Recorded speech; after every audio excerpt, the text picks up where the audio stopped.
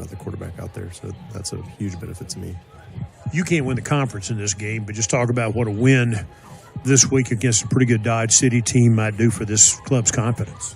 Yeah, I think it's huge coming out week 1 or week 0 and making a statement in our conference and just the whole country in general that we have what it takes to be in the top runnings this year, and that's our expectations. Our coaches have done a great job implementing that into us, that belief in us, and it's going to be a big deal for us to get a win. You played high school football in Keller in the Metroplex and then went to Central Arkansas, and now you're here. Just talk about your journey to get here and what TJC has meant to you.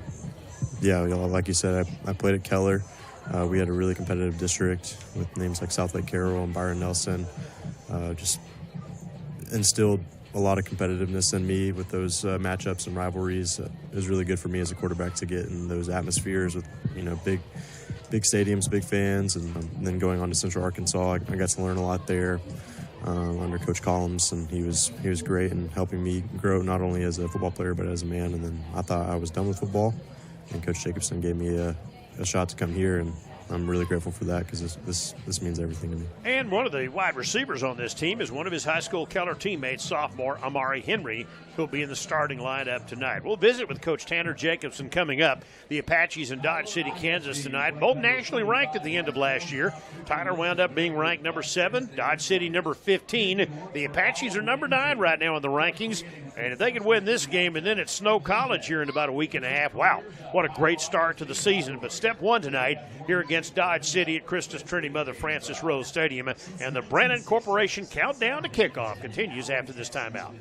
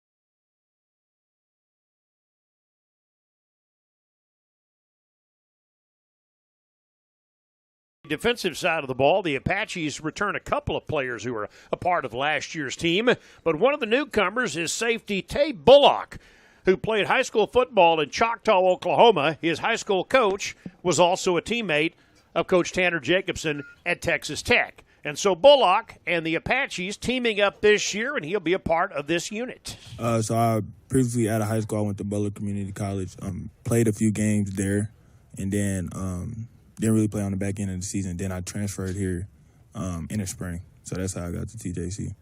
So being a part of a team like this that's now nationally ranked going into the opening game, all new, but how do you feel this team has looked so far in fall drills? I'm pretty confident. I feel like our preparation has been great. I feel like this team is finally going to be able to display what we've been working for. So I'm pretty confident on our guys and our staff. So I feel like this is going to be our. What was the Kansas League like? Kansas League was very hard-nosed, big run game type of league. It was a very good league to get my first experience off of. It was a lot of good competition. I really love that league. So now I'm trying to see what the Texas League is about. So Dodge City, you maybe know a little something about those guys. So they're coming in here this week. Just having played against schools like that, what do you think fans can expect this week? From us, I feel like they can expect a whole lot of people flying to the ball. And on the offensive side, I feel like they can expect a lot of big plays to happen. Dodge City, I believe this week we need to focus on our preparation. I feel like our preparation is going to allow us to excel. And us playing together will be our biggest strength.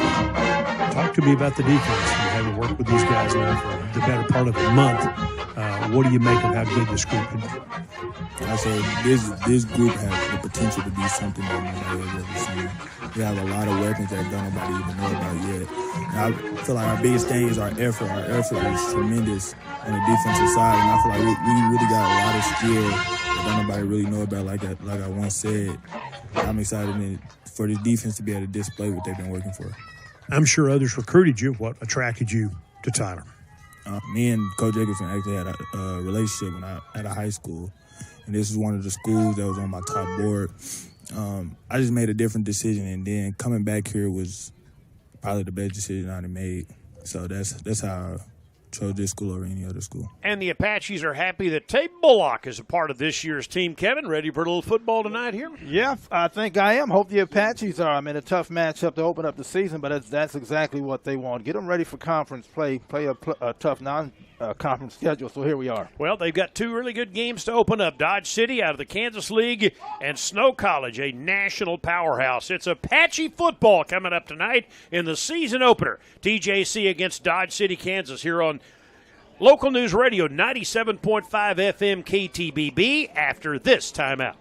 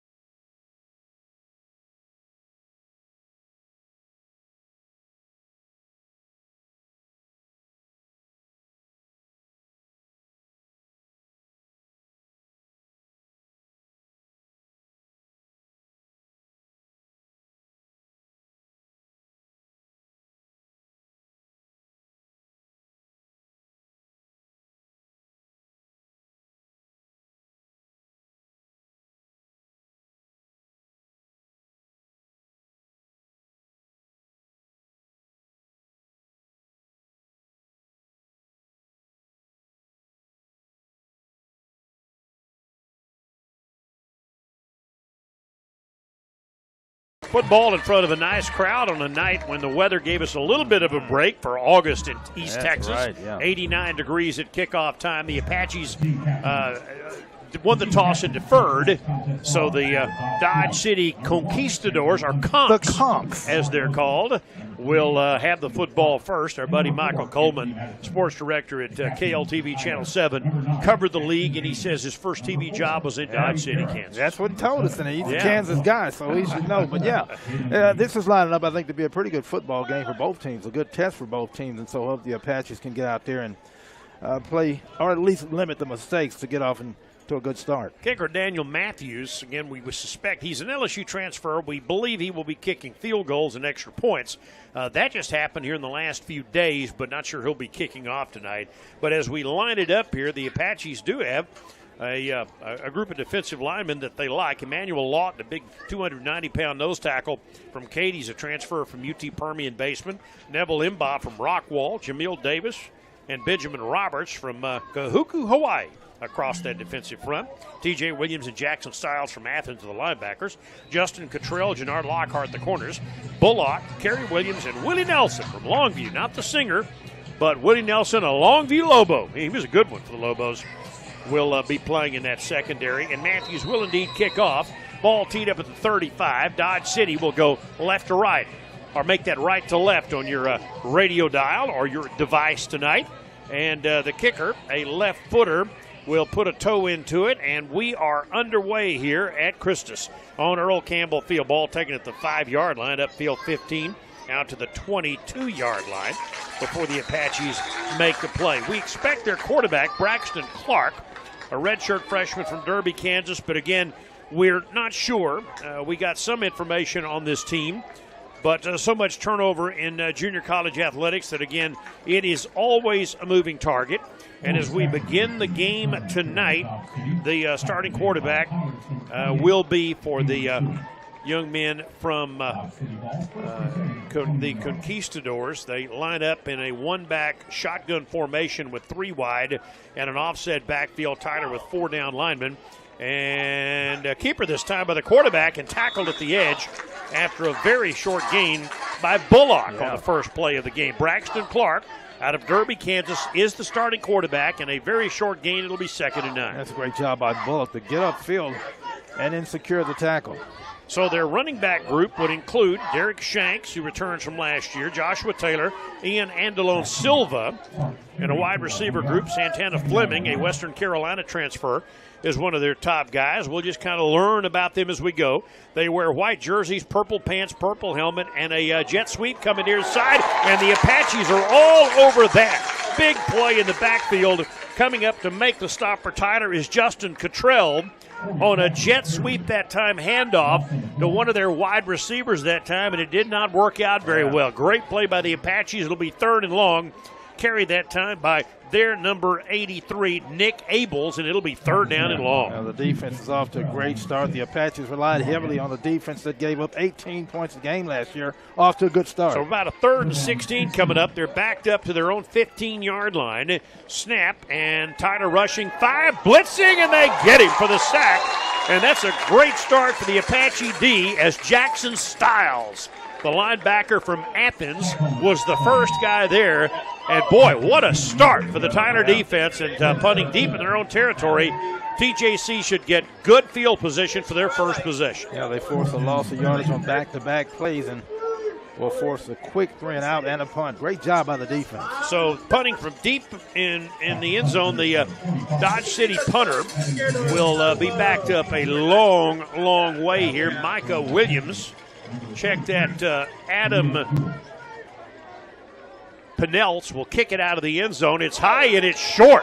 And Tyler will get great field position. This ball hits at the 31 and bounces out of bounds along the near sideline near the 30.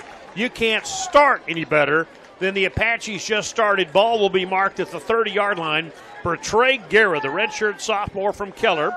Bryce Burgess, the running back group, along with Ashton Haynes from Gilmer, who was the TJC starter a couple of years ago before injury. James Lee from Metairie, Louisiana will be in that rotation.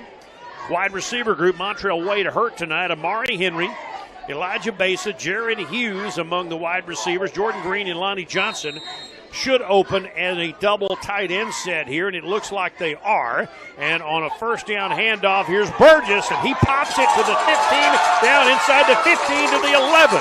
And a big run on first down for Tyler. That is a 19-yard gain by Bryce Burgess, the 5'7" sophomore from Houston. Well, every play so far has gone in favor of TJC. Off to a great start on both sides of the ball and special teams. Guerra has a good group. Again, Lonnie Johnson has gone from number 88 to number 3, and he is in the ball game again as Tyler opens in what looks like a double tight end formation as Burgess is in the backfield, Johnson in the slot. And now they go double tight to the left this time. Johnson in motion and all that movement as Eli Fuiaba, the right guard, moved at that time. Maybe a little too much going on down there. The Tyler offensive line, Wyatt Payne, Reuben Smith, Jamone Lee, a redshirt sophomore from New Iberia, Louisiana.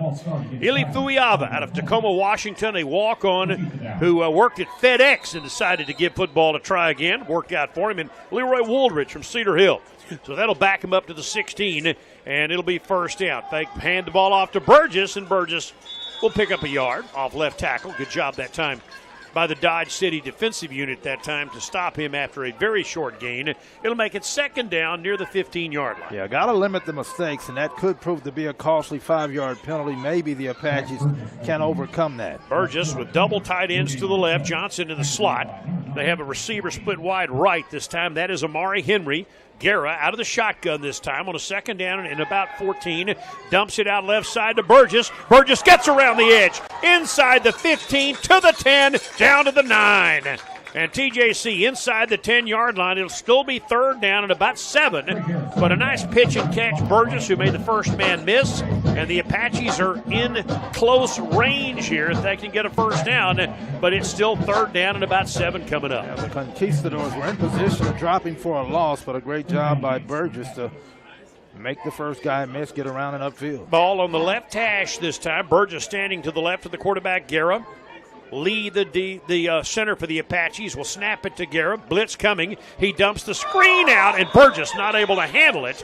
And it'll be fourth down. The Apaches will send out the field goal team.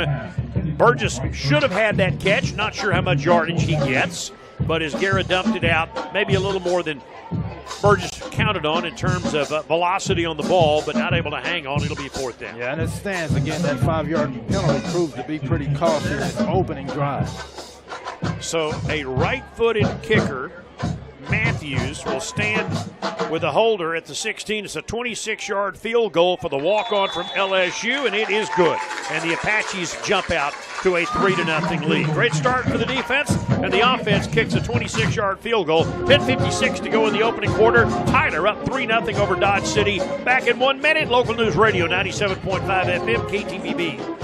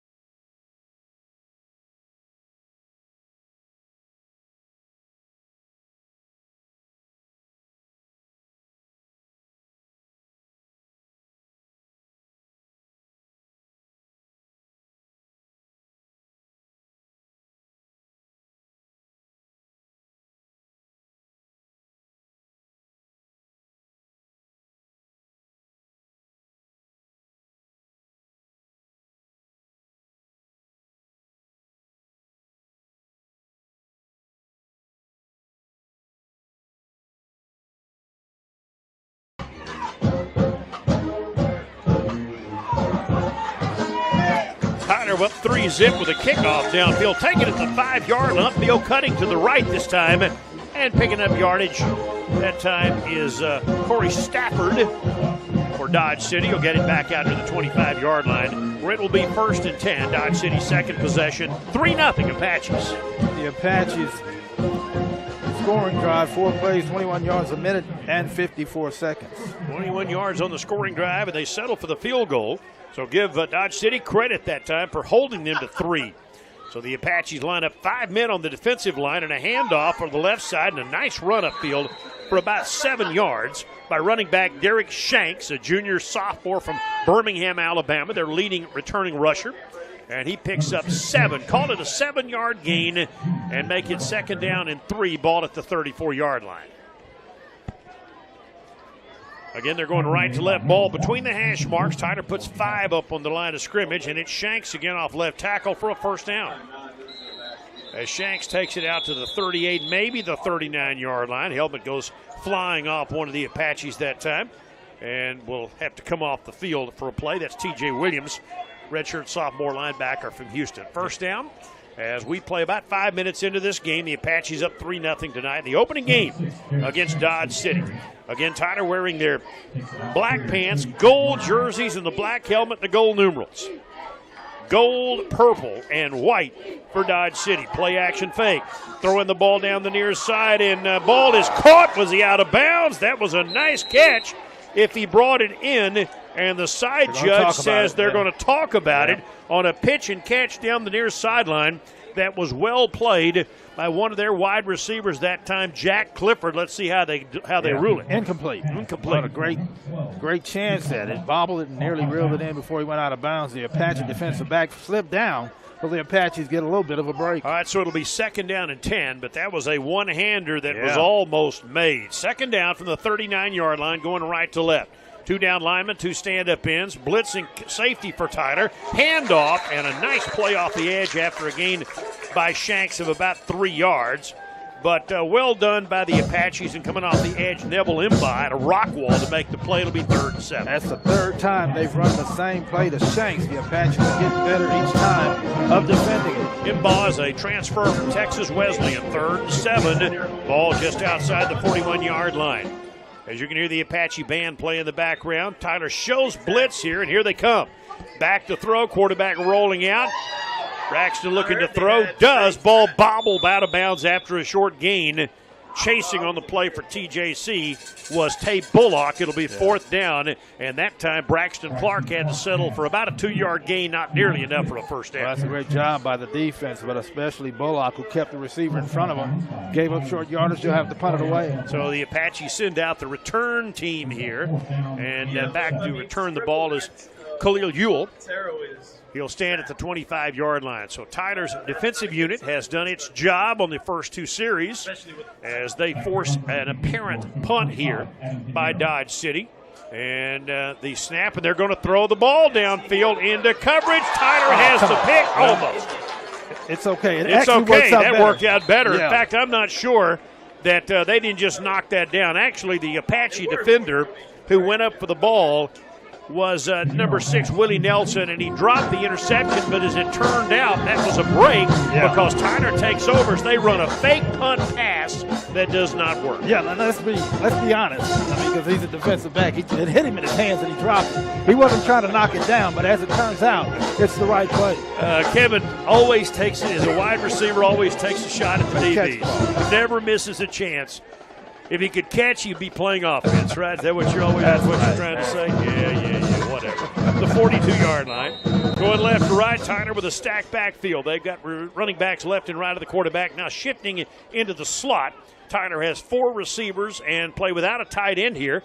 Play action fake and a handoff coming near side. Pass to the receiver for a short gain on that play to James Lee, the running back that time, playing in the slot. Gains 2 on it and a good open field tackle by Dodge City. It'll be 2nd down today. That's a great job by Dodge City on that play. The Apaches actually got away with an offensive pass interference, started blocking before the ball was caught that time. A little bit of a break, but good job by the Conquistadors. Amari Henry lined up to the near side. 2 receivers split to the left. As Lonnie Johnson lines up in a slot to the right.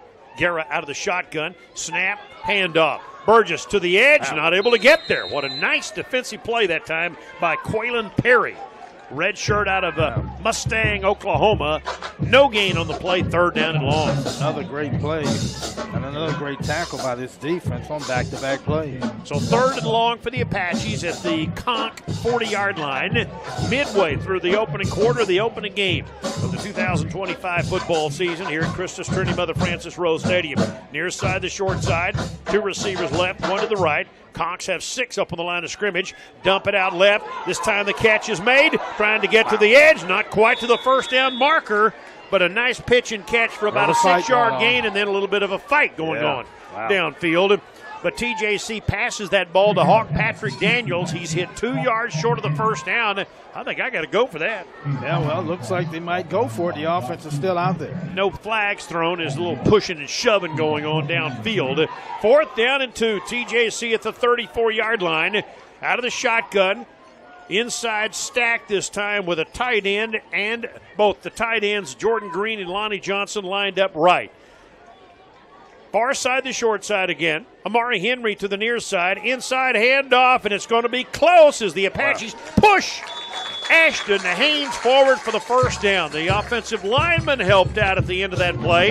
Haynes was close either way, and he got a little bit of help. And with his own extra effort, the Apaches have a first down at the 30-yard line.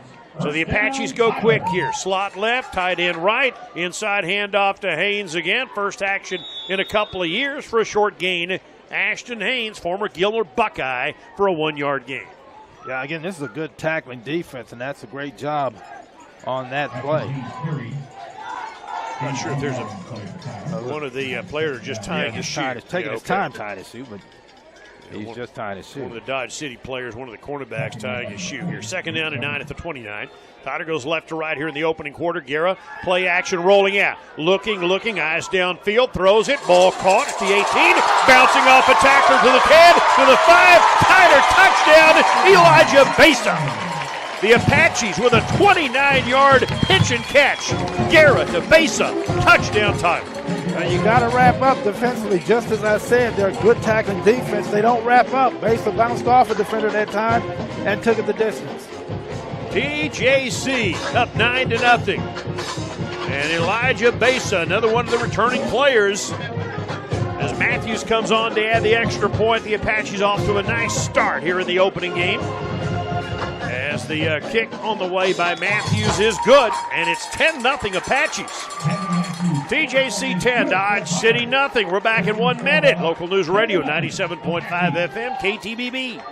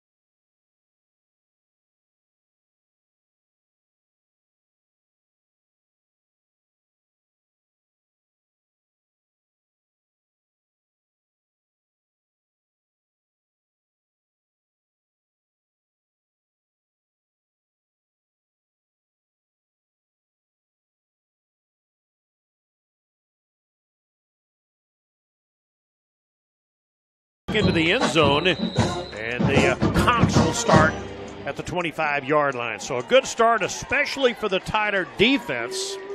But the offense that time made a big 3rd down conversion, went for it on 4th down, and made that with Ashton Haynes running it for the first down.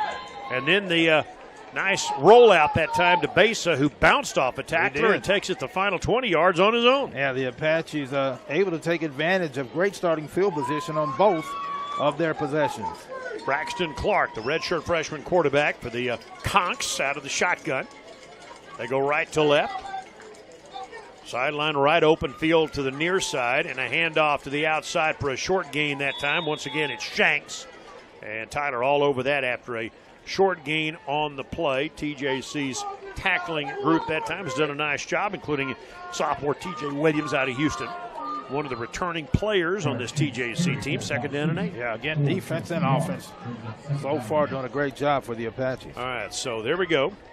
Late first quarter, 10-0 TJC. Actually, the clock says 5:20, so really about 10 minutes into the ball game here. And the handoff on a 2nd down, and a pretty good hole off the right side up near the 35-yard line. That may be a first down. Yeah. Shanks runs with a little effort that time, runs with some power off the right tackle, and the Apaches finally put him on the ground, but not before he picks up 9 yards. Got an extra push at the end. He was a little short before that, but got just enough to move the chains. Well, good job by Dodge City. Again, that Kansas League, they were picked 5th. And again, the Kansas League is, along with the Texas League and the Mississippi League, highly respected. And on a first down, they're on 35. Tyler shows blitz here and a handoff and a big hole right up the middle left for a TJC defender to fill that gap. And boy, did they. Emmanuel Lawton, the nose tackle transfer from UT Permian Basin, was all over Shanks that time and drops him for a 1-yard loss. Lawton's a big guy, hard to block him. They had a hard time, and nice tackle. 2nd down and 11 at the 34-yard line. Lawton come right up the middle that time, rolling out this time. Clark's got time, throws, first down out past the 45-yard line. He's a lefty, and he found a receiver that time and makes the play to Mekhi Whitney, a redshirt sophomore from Seattle, Washington, and it is a first down at the 47-yard line. Just found the soft spot in that Apache zone for good yardage on the first down. So good job that time by the Conks. First down at the 47. Again, going right to left here. They wear purple pants and helmets, white jerseys with purple and gold trim and purple numerals. Tyler puts 5-6 guys up on the D-line, and the ball off and coming off the edge unblocked. To make the play that time, TJC with a big defensive effort from Jamil Davis, a defensive lineman from Atascocita, and that's a loss of 4 yards. Got in the backfield in a hurry now. He's got to be careful. A little trash talking at the end of that, but a nice play. 2nd down and 14 coming up as they move the Conks back to the 43-yard line with 3:30 left to go here in the opening quarter. 10-0. Apaches have jumped out to the early lead, including a touchdown pass from Garrett Abase a moment ago. 2 down linemen, blitz showing again. They'll run blitz. Clark flushed out of the pocket. He's going to run with it, and he'll get some yardage back to the original line of scrimmage, and then got blasted at the end of that play by Kerry Williams, one of the Tyler safeties out of South Oak Cliff. That'll make it a 3rd down and 11. Give him about 3 yards on the play. 3rd and 11 coming up. Well, the Apache fans saw exactly what I saw. They got away with an obvious hold that time for positive yardage right in front of the official. Should have thrown the flag there. 3rd down and 11. Ball on the near hash, again at their own 46-yard line, as this first quarter clock now shows 2:45 left to play. DJC again puts 1, 2, 3, 4, 5, 6 guys up on the line. Clark back to throw, flushed out again, throws the ball upfield, and he completes the pass, but it'll be short. Whitney made the catch.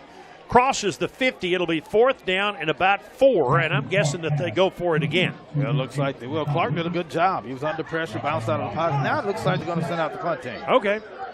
They tried the fake punt a moment ago. Yeah. And the pass was not only short of the mark, but Tyler dropped an interception that worked out great because they got the great field position out of it.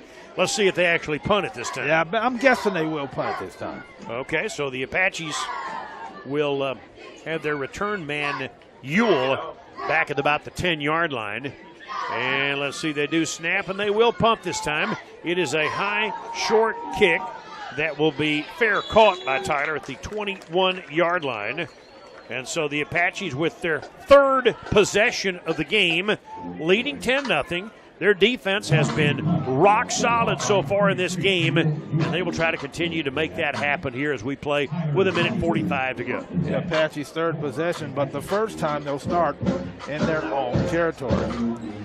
Last year, again, TJC won the regular season with not a great offense, an effective but not a great offense. They were able to do it by winning close games and playing really good defense. Yeah, they relied heavily on their defense. I'd like to see a little bit more from the offense this season. Craig Guerra, the returning player, out of the shotgun again. Jamon Lee to snap it to him. Fake the handoff to Burgess. Sets himself. Throws down the left side. He's got a guy out there, and the ball broken up at the 35-yard line. Well played by the cornerback on a pass intended for his high school teammate Amari Henry.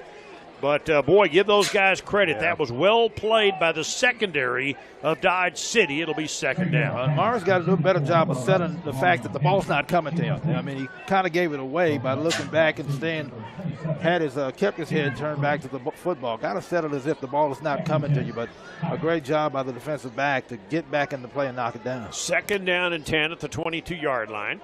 Late opening quarter. Tyler goes left to right on your device here. Dodge City rushes this time, and coming up the middle, Luke Ulrich, who's checked into the game. TJC backup quarterback takes it himself and runs it upfield. That might be a first down. Ulrich, a transfer from Stephen F. Austin. He was a tight end there, and he makes the place from Colleyville Heritage, and he can indeed run the ball. That's what the coach said. Yeah, I won't even call that a draw. He took it and got upfield immediately for an Apache first down. But back in the ball game comes Ulrich as Trey Guerra, as Ulrich does his job. Tyler with a first down at the 32-yard line. Under center, Guerra takes the snap. Cut back by Burgess. Nicely done for a gain of 5 or 6 yards out to the 38-yard line. That's a 6-yard gain. Yeah. Burgess started right and then made a quick cut back inside, and that made that play happen. Yeah, it didn't look like much initially. Good job initially by their defense, but as you talked about, great cut back inside. Second down and 4. They want to go quickly here. 3-man rush. He throws up the near side to nobody. That thing wound up in the Tyler bench as the wide receiver broke downfield, and the pass went into the Apache bench. It'll be third down.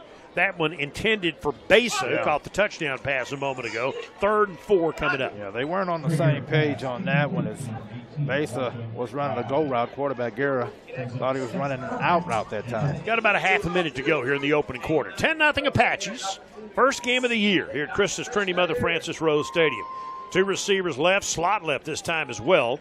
So the tight end lined up left, 2 receivers tight left, blitz coming, throw the slant, and it's a little too hard off the fingertips of the intended receiver for Tyler Gents, Hilburn, and it'll be 4th down. The Apaches will have to punt for the first time, and their fine sophomore punter Brian Ramirez from Ferris will get his first opportunity to show off tonight. Got to take a little something off the ball. I think he's still short of the first down, even if he catches it, but the Apaches forced to punt it away here. All right, Ramirez had a really nice season last year.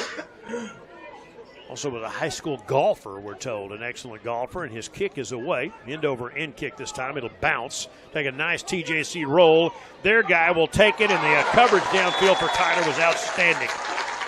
That took that bounce, picked up, but King White, TJC's King White, makes a nice open field tackle. And with 22 seconds to go in the opening quarter, it'll be the 4th possession coming up for the Cops. Yeah, special teams have been pretty good for the Apaches so far tonight, as well as the offense and defense. When I think of Dodge City, I think of the old Western. Yeah. With Miss Kitty, with who was the sheriff of Dodge City? Matt Dillon. Matt Dillon. Yeah, thank you. We were looking forward to going to Dodge City for a Saturday game. They moved it to Thursday. That's right. All right, first down at the 23-yard line. Snap the football. Handoff going right. Pretty good run for about 3, maybe 4 yards as they keep feeding Derek Shanks. And a 4-yard gain takes it out to about the 28-yard line. 2nd down and 6. That may be the final play of the opening quarter. We played 1 quarter in the first game of the year. TJC up 10-0 over Dodge City on local news radio. 97.5 FM KTBB. That brings us to the end of the first quarter, ladies and gentlemen. With our score, final 10, Dodge City 0.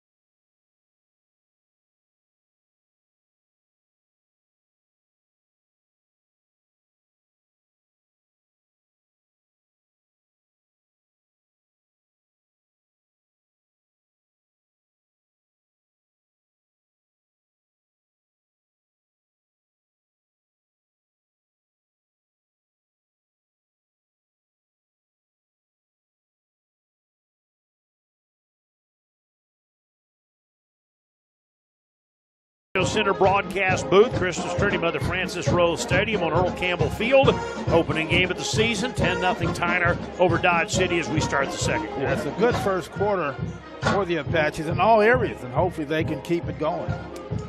Second down coming up, second down and 5 for the Conks. They switch now left to right on your device. They have the ball spotted in the middle of the field, got their own 28-yard line here. Snap the ball, and Clark will hand it coming near side. The Apaches not quite able to track down the ball carrier, and he's got enough, I think, for a first down with a big hit. Delivered at the end of that play as they give it to Shanks, but he got nailed at the end of that play by King White, but that is a first down. Well, he broke several tackles, but he didn't break that last one. Took a big hit, but it's after he picks up the first down. Right in front of the Tyler bench, but again, he was still on the playing field, so no flag thrown there. The ball, though, advances to the 36-yard line. And Dodge City able to run the ball. Their passing game not yet where they want it to be. TJC with 4 up, 2 down linemen, 2 stand-up ends. Play action rolling out, throwing on the run. The lefty throws the pass, and it is caught over there near the 50-yard line. Nicely done that time by Santana Fleming.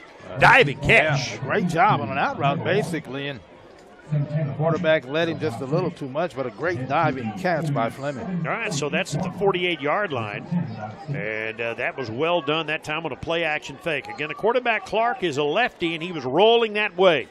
He's got Shanks in the backfield. Behind him by about 3 yards. TJC has a run blitz showing here. They'll hand the ball to him, and he bounces off a tackler for 2 out to the 50-yard line before the Apaches put him on the ground. Among the tacklers for Tyler Junior College that time, for TJC that time we'll give number 24, Ruben Tasalumba out of Trophy Club and Byron Nelson High School credit for part of that tackle. It'll be second down and 8. That's a nice job by Shanks, not big yardage, but he was stopped initially at the line of scrimmage and still got positive yardage. All right, so it'll be second down and 8. Ball just underway, third quarter. Second down and 8, ball right at midfield. TJC again puts a linebacker up in the hole, and the handoff. No, an inside run that fooled me. They faked the handoff, and I think that may be a quarterback keeper that time. Across midfield down to the 46, only a gain of about 4, but a whole lot of action. And I initially followed the fake, but that was, I think, a quarterback keeper that time. Was it not, or was that a snap to one of the upbacks on kind of a wildcat? Yeah, I think that's exactly what it was. Yeah, pretty good yardage. It worked out pretty well for him. Well, I bought the fake, and as it turned out, it was a 5-yard gain. It'll be third down and 3 at the Tyler 45-yard line. 10-0 Tyler, but a bit of a drive going here for Dodge City. They line up with a tight end left, 2 receivers tight right.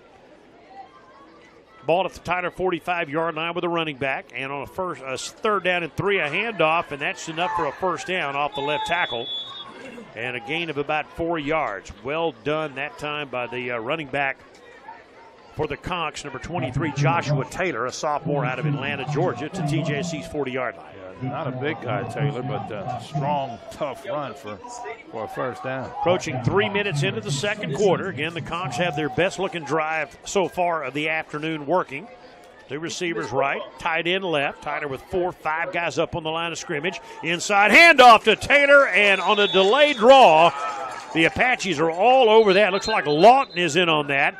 Also, numbers 8 and 23 in on that tackle for TJC, which would mean that tackling group includes Tyler's number 8 Quentin McDowell and number 23 Jamil Davis, the big defensive tackle from Atascocita. So it'll be a loss back to the 42-yard line, and now it'll be a second down and 12. They line up in a no huddle here. Far side to short side, 2 receivers split to the near side. Hand the ball off, and he gets a yard of it back. And it'll be third and long as the Apache run-stuffing defense that time steps up here. It's Taylor again on the handoff. And a good job by T.J. Williams and friends on the Tyler defense to stop him after a 1-yard gain. Here's a 3rd and 11, a big opportunity for the Tyler D. They got to make a play here and try to get off the field. This guy's really good on the play action. So let's see what happens here. 3 wide receivers set. Tyler has a deep safety downfield here on a 3rd down and 11. And the straight snap, Tyler rushes 5. They will throw the ball downfield in a crossing pattern. That's an easy pitch and catch to Santana Fleming and a first down. Boy, he had a lot of room down there. Tyler was blitzing that time, but that was no problem for the Conks as they pick up a first down inside the 30-yard line. Way too easy on a 3rd and long situation as Fleming was pretty much wide open on a drag route. One easy first down. All right, to the 27-yard line again. Tyler at up 10-zip, but this is a drive that the Conks have put together that has them down to the 27-yard line here in the second quarter of play. TJC on defense here. Hand the ball to Taylor. Taylor gets it across the 25 and a nice gain inside the 25, and they're wearing the Apaches down a little bit right now as that running play will be marked where? At the 23-yard line, so that's a pickup of 4 yards, second down 6. They're doing a good job of mixing up the run and the pass, keeping the Apaches off balance defensively. Second down and 6, ball at the 23-yard line. They stay on that left hash. The quarterback is a lefty. They've got Taylor in the backfield, 3 receivers split wide right. The Apaches spread the field, and now they will blitz. Back to pass, throwing it over the head of the tight end that time as he knew he was under big pressure. Tyler had a safety coming that time right up the middle, uncovered, and nobody blocked the TJC that time. Number 11, check that, Dede Ross, the linebacker, I believe. May have been the blitzer on that one. It'll be third down. Yeah, not a bad decision by Clark. His receiver wasn't open either, so got pressure and a covered receiver. He basically threw that one out of bounds. Correct myself. That was Tay Bullock. Tay Bullock was the blitzer that time.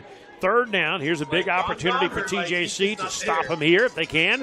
Hand the ball off going to the edge. Make the first guy miss. Second guy does not. It was Taylor again. Well played on the edge by TJC's Bullock. No gain on the play. It'll be third down coming up. Yeah, looks right now they're going to, fourth down coming up, they're going to keep the offense out there. Third down and fourth down. Fourth down. And they will keep, it looks like they're going to keep the offense out there. So here we go. Coach Lusby making a second big decision. They ran a fake punt earlier that did not work on fourth down. Here's 4th and 4 at the Tyler 22. Instead of trying a field goal, they're going to go for it. Let's see what happens. Near side, the short side, back to pass. Blitz coming. They dump it out. Caught at the 20-yard line. Joshua Taylor, first down at the 10-yard line. Boy, they knocked him on the ground. He got rid of it in time. Blitzer's coming. Yeah. They got to the quarterback, but not before he dumped it out to a wide-open Joshua Taylor. It'll be first and goal at the Tyler 10-yard line. That's a great blitz adjustment by Taylor. He's wide open. If it's a better pass, and again, he was under pressure. If it's a better pass, it's an easy touchdown for Taylor and the Conks. So Tyler doing what they had hoped to do. Now we got a new quarterback in the game, Edwin Merriweather, because the quarterback took a pretty big hit. And so Merriweather is in the game for the first time. First and goal at the TJC 10-yard line. Merriweather to Taylor. Taylor stacked up at the line of scrimmage. Off left tackle by the Apaches. Well played down there by Tyler. And again, that's going to be TJC's Clifton Gooden, number 26 out of A&M Consolidated. First time we called his name tonight. So Gooden with the play. No gain, maybe lost a half a yard. It'll be second and goal. Yeah, and Clark is back in there. He had to take a play off because his helmet came off on the previous play. So we're down to just over 8 minutes left to go in the second quarter. 10-0 Apaches, but the Conks knocking at the door here. Dodge City Community College. Shotgun this time for Clark. And he'll take the snap, looking to throw. Hit as he throws the slant. Caught, easy touchdown. Coverage not very good that time, and the David Ramos catch makes this a one-score game with 8:02 to go. That's a good, long, time-consuming drive by the Conks that time, and then just a go route to Ramos for the touchdown. So it's 10-6, and we got a football game. We knew he would. And so the Conks strike back here, trailing 10-0, and score the touchdown. As the coverage that time by Justin Cottrell, and he was beaten on that play. And here's the extra point on the way by the Conks, and it's good. And so with 8:02 to go in the second quarter, it's a 10-7 ball game. Tyler 10, Dodge City 7. Back in 1 minute. Local News Radio, 97.5 FM, KTBB.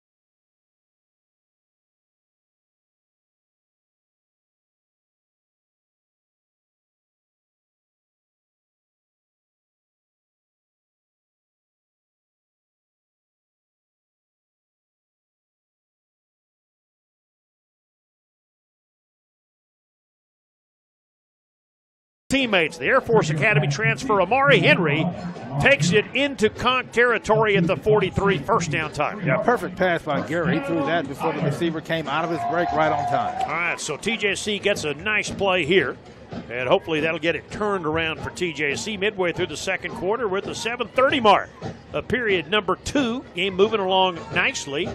Tighter by 3. First down at the Conk 43-yard line. Fake the handoff, downfield over Henry's head as they ran an out route, a timing pass, and the timing was way off on that. Henry turned, and that ball was already over his head and whistling out of bounds, second down. Yeah, again, I don't think they were on the same page. I think Guerra had him for a stop route instead of an out route.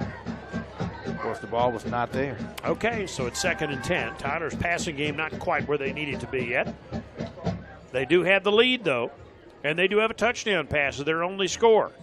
From the near hash, under center, rolling out Guerra, looking, throws the ball on the run downfield, got a man wide open at the 20-yard line to the 15, down to the 14.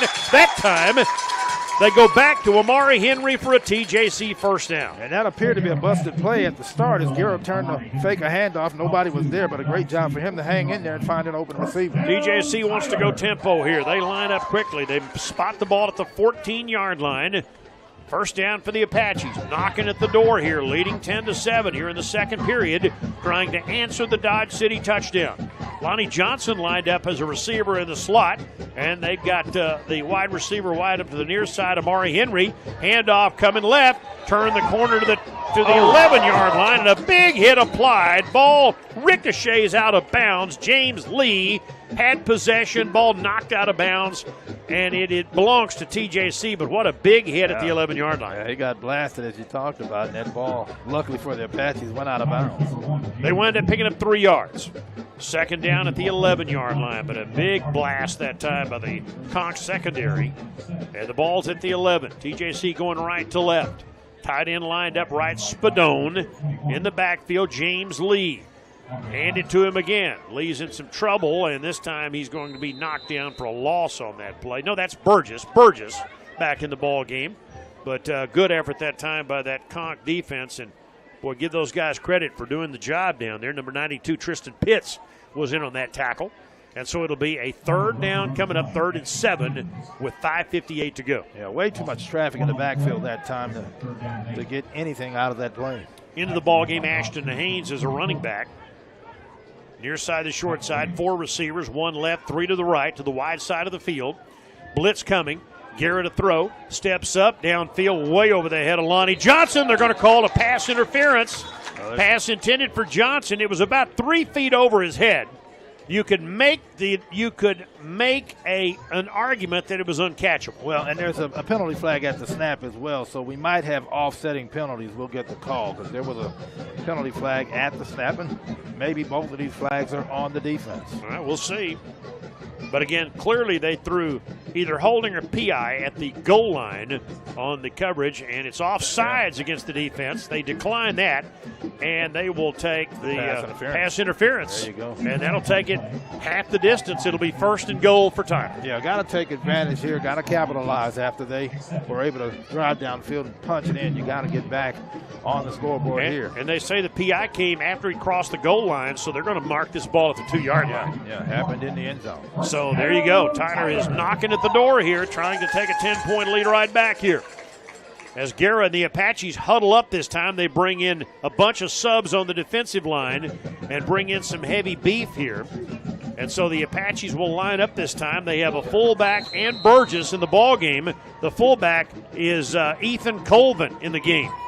And on a 1st and goal at the 2-yard line, Guerra under center. Let's see Ashton Haynes, and here TJC just moved.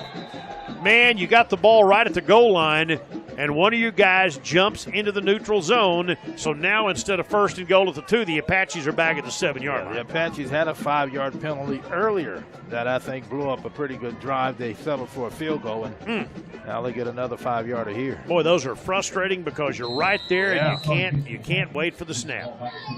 So that takes Tyler back to the 7, so they have to give some of that yardage way back. And let's see if they can make it work. Again, they've gone to the 1-back set. Johnson is back in the ball game. They go double tight end, inside handoff to Ashton Haynes, who stumbles forward to the 5. Excellent play off the edge that time by the defensive unit that time, and their number 4, Anthony Madison, who came in off the edge and tripped up Haynes. It'll be 2nd and goal at the 5. Yeah, he came through unblocked and made a great tackle that time, did Madison. Nice job. All right, so Tyler with the ball, 2nd and goal at the 5-yard line. They lead 10-7. Trying to punch it in here and get back that 10-point lead here in the season opening game against Dodge City. Early start this year. Ball near the 5-yard line. Tyler lines up, double tight ends to the left. Guerra under center again. Hand the ball off to Haynes, and they're off the edge, and the same guy, Madison, goes unblocked right to Haynes, and he's trapped for a loss back to the 8-yard line. Somebody blocked that guy. It's back-to-back plays, the same job by Madison. Comes off the edge, unblocked, makes a great tackle. So unless the Apaches come up with a great play here, they're going to have to settle for a field goal try by Matthews. But, boy, you talk about a wasted opportunity. Yeah. And if that happens, it'll be the second time you can make the case that a 5-yard penalty ended a touchdown drive. All right, so now here we go. 3rd down and goal at the 8-yard line. Tight ends lined up left and right here, rolled out by Guerra. Guerra looking to throw, ball completed. The base at the 5 to the 2 to the 1, touchdown Apache. Oh, did he drop the ball at the end? They're going to give it to him. They're going to give it to him. He crossed the goal line. 2nd touchdown of the night for Besa from 8 yards out. Well, that's a nice job. After the catch, good move at the goal line to punch it in. Pretty good job by the defense initially, but a good move by Besa to get himself into the end zone. They say he crossed the plane before the ball came out, and so Tyler gets the touchdown. And no way to review it, so TJC's Matthews will come on to try to make this a 17-7 ball game. Snap, hold, kick on the way, and Matthews, the walk-on from LSU, knocks it through. 4:18 left to play here in the second quarter. 17-7 Apaches over Dodge City.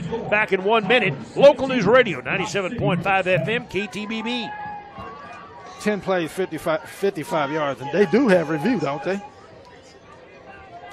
I don't see it. Yeah.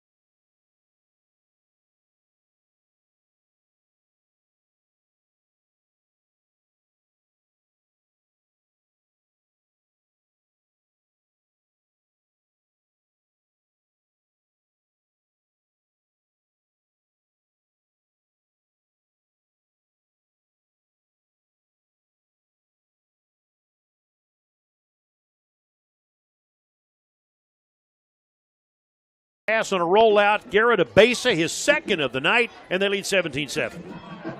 Kick is away. Tyler up by 10 here late second quarter. Taken at the 5-yard line by the Conks. Upfield 10, 15, 20, 25, 30, and a nice return out to the 31-yard line that time by the return man that time. That is, again, number 82, Nick Abels, and so it'll be first down for Dodge City.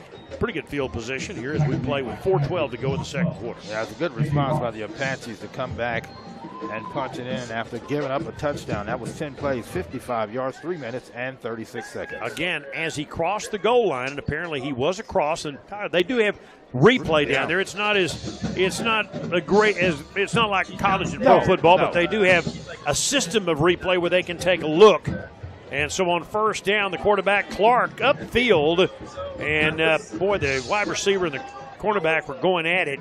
Ball was underthrown on a pass play upfield intended for Fleming, a little bit behind him. It'll be second down. Yeah, pretty good coverage. I think the Cox thought it might have been pass interference, but looked like pretty good coverage to me. Looking a little hand fighting going on upfield. Yeah, they may have gotten away with it, but anyway, Base across the goal line before he fumbled the ball. First down at the second down at 10.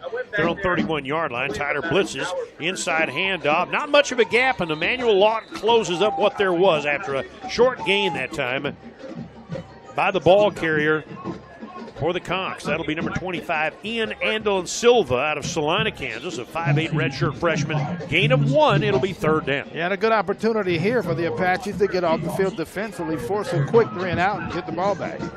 Ball's at the 33-yard line. Scoreboard says 3rd and 8, so we'll call it that. Third down and about 8 coming up. They've been pretty good on third down, and again, we like Braxton Clark. He's a lefty, and they've got a good running game too. And again, a blitz coming on the edge, and they chase the quarterback out of the pocket, but he finds Fleming, and that's a first down. Found the seam in the zone, and Fleming has given the Apaches fits here in this first half so far. Well, that's a great job by Clark. The Apaches brought the blitz. He stepped up in the pocket and found an open receiver for another first down. Quentin McDowell was chasing on that play. But the quarterback, Braxton Clark, does a nice job to buy some time. It'll be first down at the 46-yard line. So this Dodge City team, very competitive. We knew they would be. Tyler puts 5 up on the line, and here they send a linebacker, inside handoff, and a good play after a short gain that time as the run blitzer was the guy who made the play, Jackson Stiles, who had a sack early in the game out of Athens. Decorated player for the Athens Hornets. Holds him to a 1-yard gain. It'll be second down. We got 2.5 minutes to go before halftime. And we haven't seen Shanks in a while. He was getting a tough yardage for Dodge City, but he hasn't been in there in a while. Left to right here in the second period. Second down and 9. Ball just outside the 46-yard line. Snap, fake, rolling out Clark. Got all kinds of room. It dumps it upfield, and that'll be a first down into Tyler territory. Going uncovered over there that time. The receiver on that play for the Conks was number 17, Jace Clifford, and it'll be a first down. Yeah, Clifford was wide open. The linebacker's a little late, out of position to make a play. All right, so that's one thing the Apaches are going to have to clean up in this game, because there's plenty of time, and we get the 2-minute timeout that college football now has, and we'll take it with them. 17-7 Apaches lead Dodge City. Back in 1 minute. Local News Radio 97.5 FM, KTVB.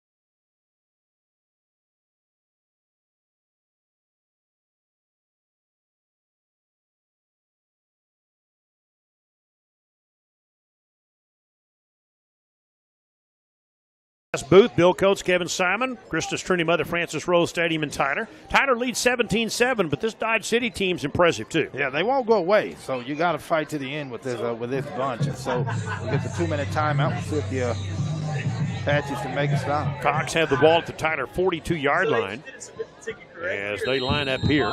Slot right, 3 receivers and a running back out of the shotgun.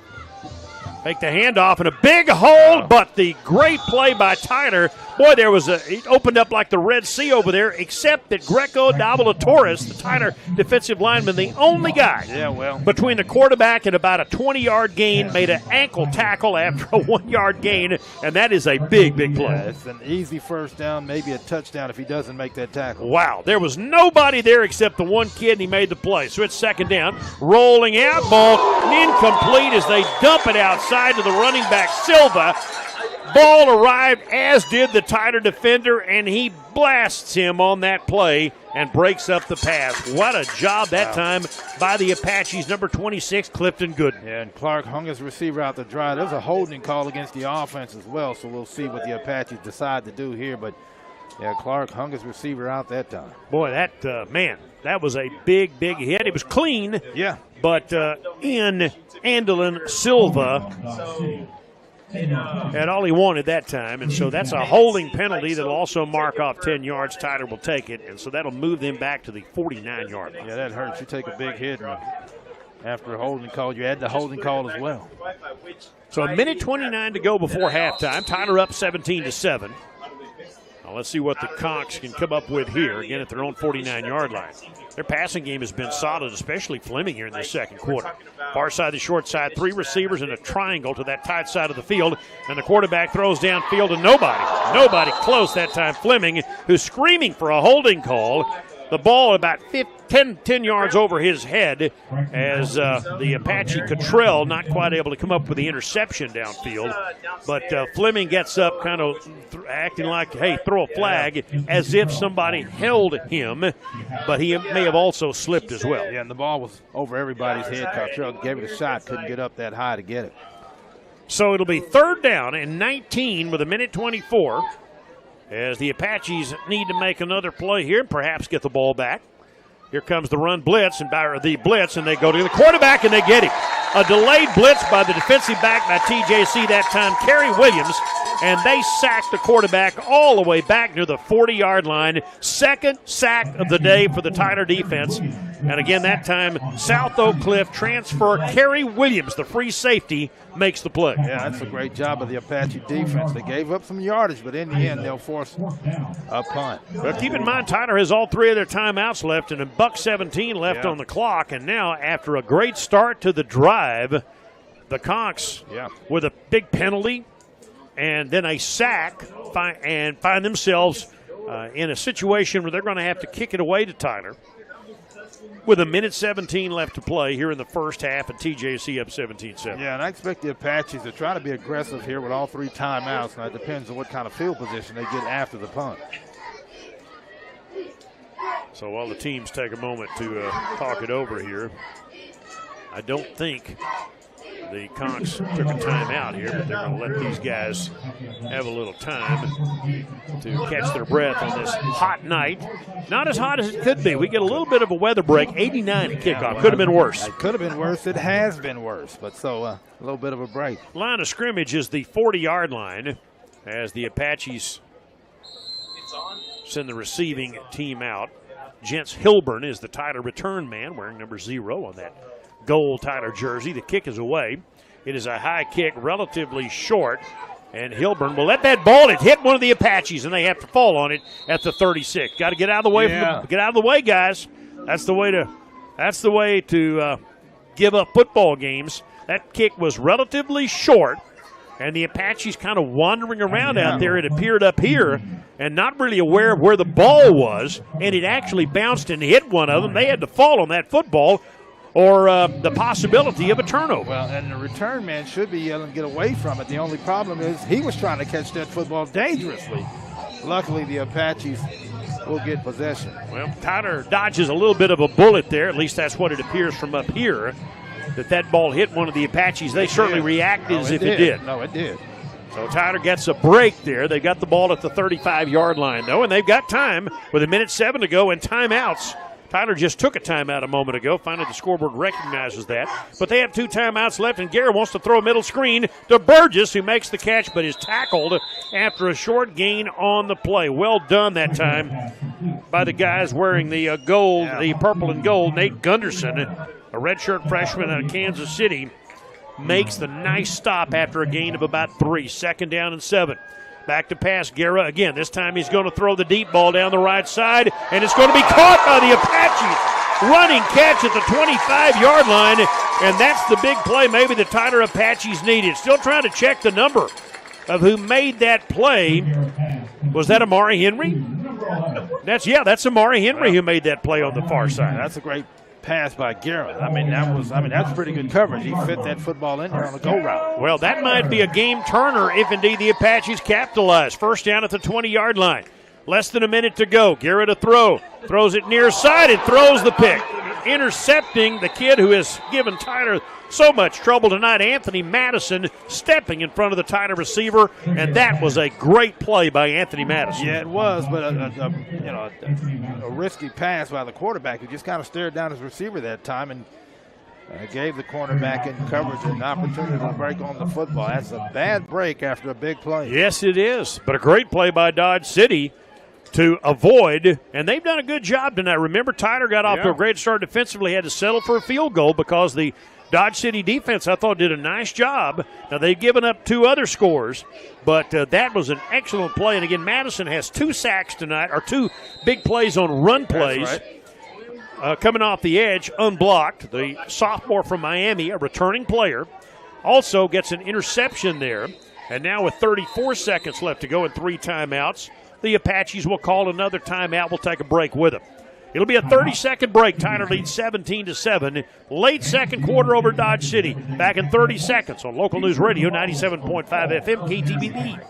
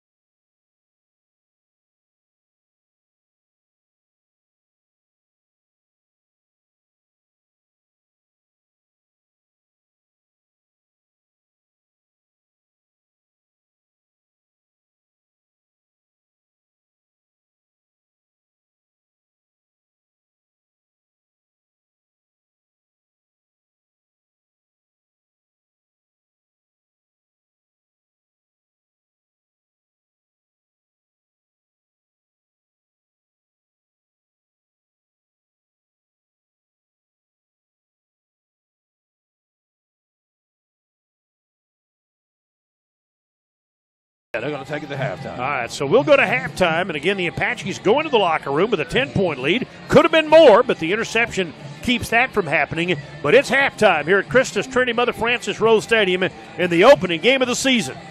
Tyler Junior College 17, the Dodge City Community College Conquistadors 7. And we'll be back for the Ogle Construction halftime show on Local News Radio 97.5 FM KTBB.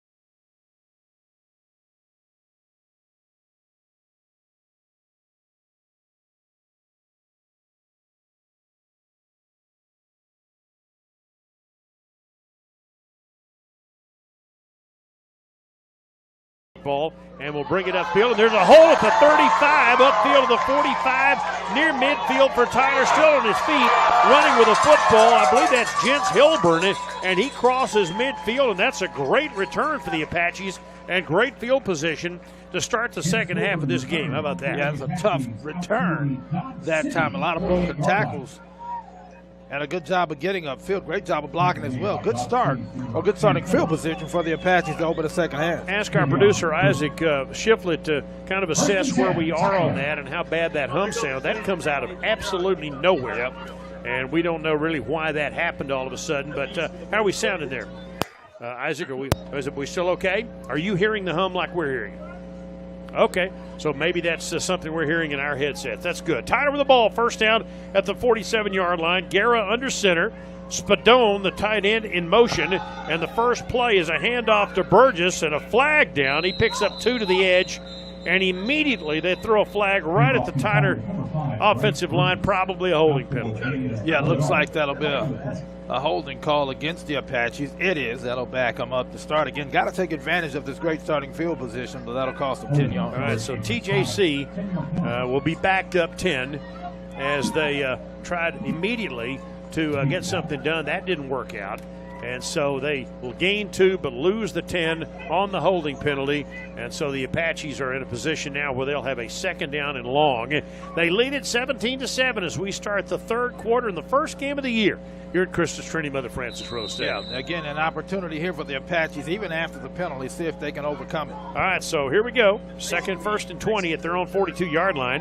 Back to pass. Guerra is going to throw a screen. Burgess makes the catch, turns it upfield to the 50, to the 45, and a nice pitch and catch. Burgess across the 45, down to the 40 to the 39-yard line. He gained 18 of that 20 back in one play. Yeah, that's a well-executed screen by the TJC Apaches. Again, good timing by the quarterback on that play. Good yardage. Nearly picked up the first down. All right, so the Apaches, with a second down and 2 now at the 40-yard line, or the 39, second down and about 2, as they do a great job that time of getting some of that back after the big kickoff return. And so TJC up by 10 with an opportunity here in Dodge City territory. Under center, stretch play handoff, and this will be a run to the left side and maybe a first down by Burgess. Big hit applied at the end of that play, but that looks like enough for a Tyler first down, and it would be a first down for the Apaches inside the 40 at about the 37-yard line. May have gotten just enough to move the chains, and he does. Good job. Good push, good strong run to move the chains. Again, our KTB producer, Isaac Shiflett. Isaac, we're relying on you to let us know if the hum we're hearing is one they're hearing on the air. I'd rather not have it. Are we hearing it, Isaac? Are we okay? All right. Yeah, I don't like that. First down at the 37. Ball in the middle of the field.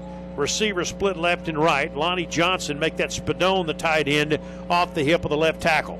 And on a first down hand rollout this time, Guerra under pressure and another penalty flag, and he'll have to throw the ball away. The Tyler offensive line getting chewed up right now, and that might be a second consecutive holding penalty. It'll be another holding call against the Apaches.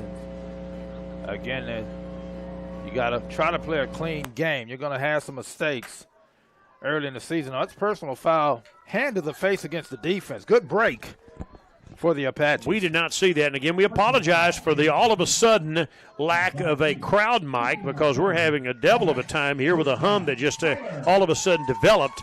And that is a 15-yard walk-off that will take the ball down to the 22-yard line. And the Apaches get a big break that time.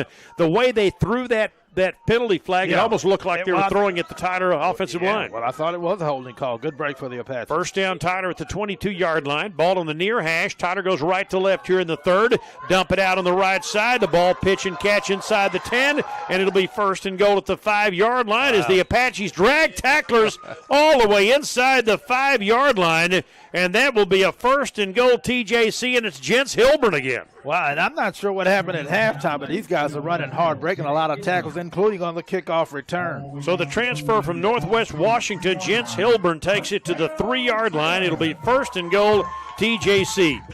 And so the Apaches knocking at the door. Remember, down here on the final possession of the second quarter, the Apaches had an offensive false start penalty that cost them yardage. And so they still managed to score a touchdown, but it hurt their opportunity. Now they're trying to get it clean. They bring Colvin, the fullback, in the ballgame, hand it to Haynes, and he is stuffed at the line of scrimmage. Excellent work by the Dodge City offensive line that time. And coming up to make that play, one of their interior guys, and that looks like that same young man, Madison, who they have not been able to block all night long. Yeah, again, tough around the goal line. At least Madison has been, and the Apaches have to get in. They have to punch it in here. 2nd and goal at the 5. We've got 3 minutes gone here in the third quarter, and apologize for the lack of crowd noise, but we've got a mic issue here. And it is a 2nd and goal at the 5-yard line, double tight end, rolling out Guerra, looking, hit as he throws downfield, and he throws it incomplete, intended on that near side for Ashton Haynes. They run it to him, and he loses yardage, and that time they throw it to him, and he's not able to come up with it. It'll be 3rd down. I give the defense credit. They were able to, put pressure on the quarterback as well as do a great job in coverage, so force the quarterback to throw the ball away. All right, so it'll be a 3rd down and goal at the 5-yard line. We are using an inside mic here right now that is that we hear in the press box to give you some ambient noise outside. 3rd and goal at the 5. Haynes stays in. Blitz, Guerra rolling out, throwing to the end zone, and that ball way over the head of the intended receiver. And those were 3 bad-looking plays for TJC. I'm not sure who the intended receiver on that was. The nearest guy to it, well, there was Besa and Henry both in the same general area, and the Apache stall for the 2nd consecutive series down there. Interception right before halftime killed a drive, and now we'll get a 22-yard Matthews field goal try as the Apaches will tee it up with the ball spotted at the 12-yard line by Ramirez, the punter, who is the holder. Matthews, the LSU transfer, will try to kick a 22-yard field goal, which he does. And the Apaches extend the lead. 11:43 to go in the third. Tyler 20. Dodge City 7. We're back in 1 minute. Local News Radio, 97.5 FM KTBB. Go unplug and replug the mic, would you?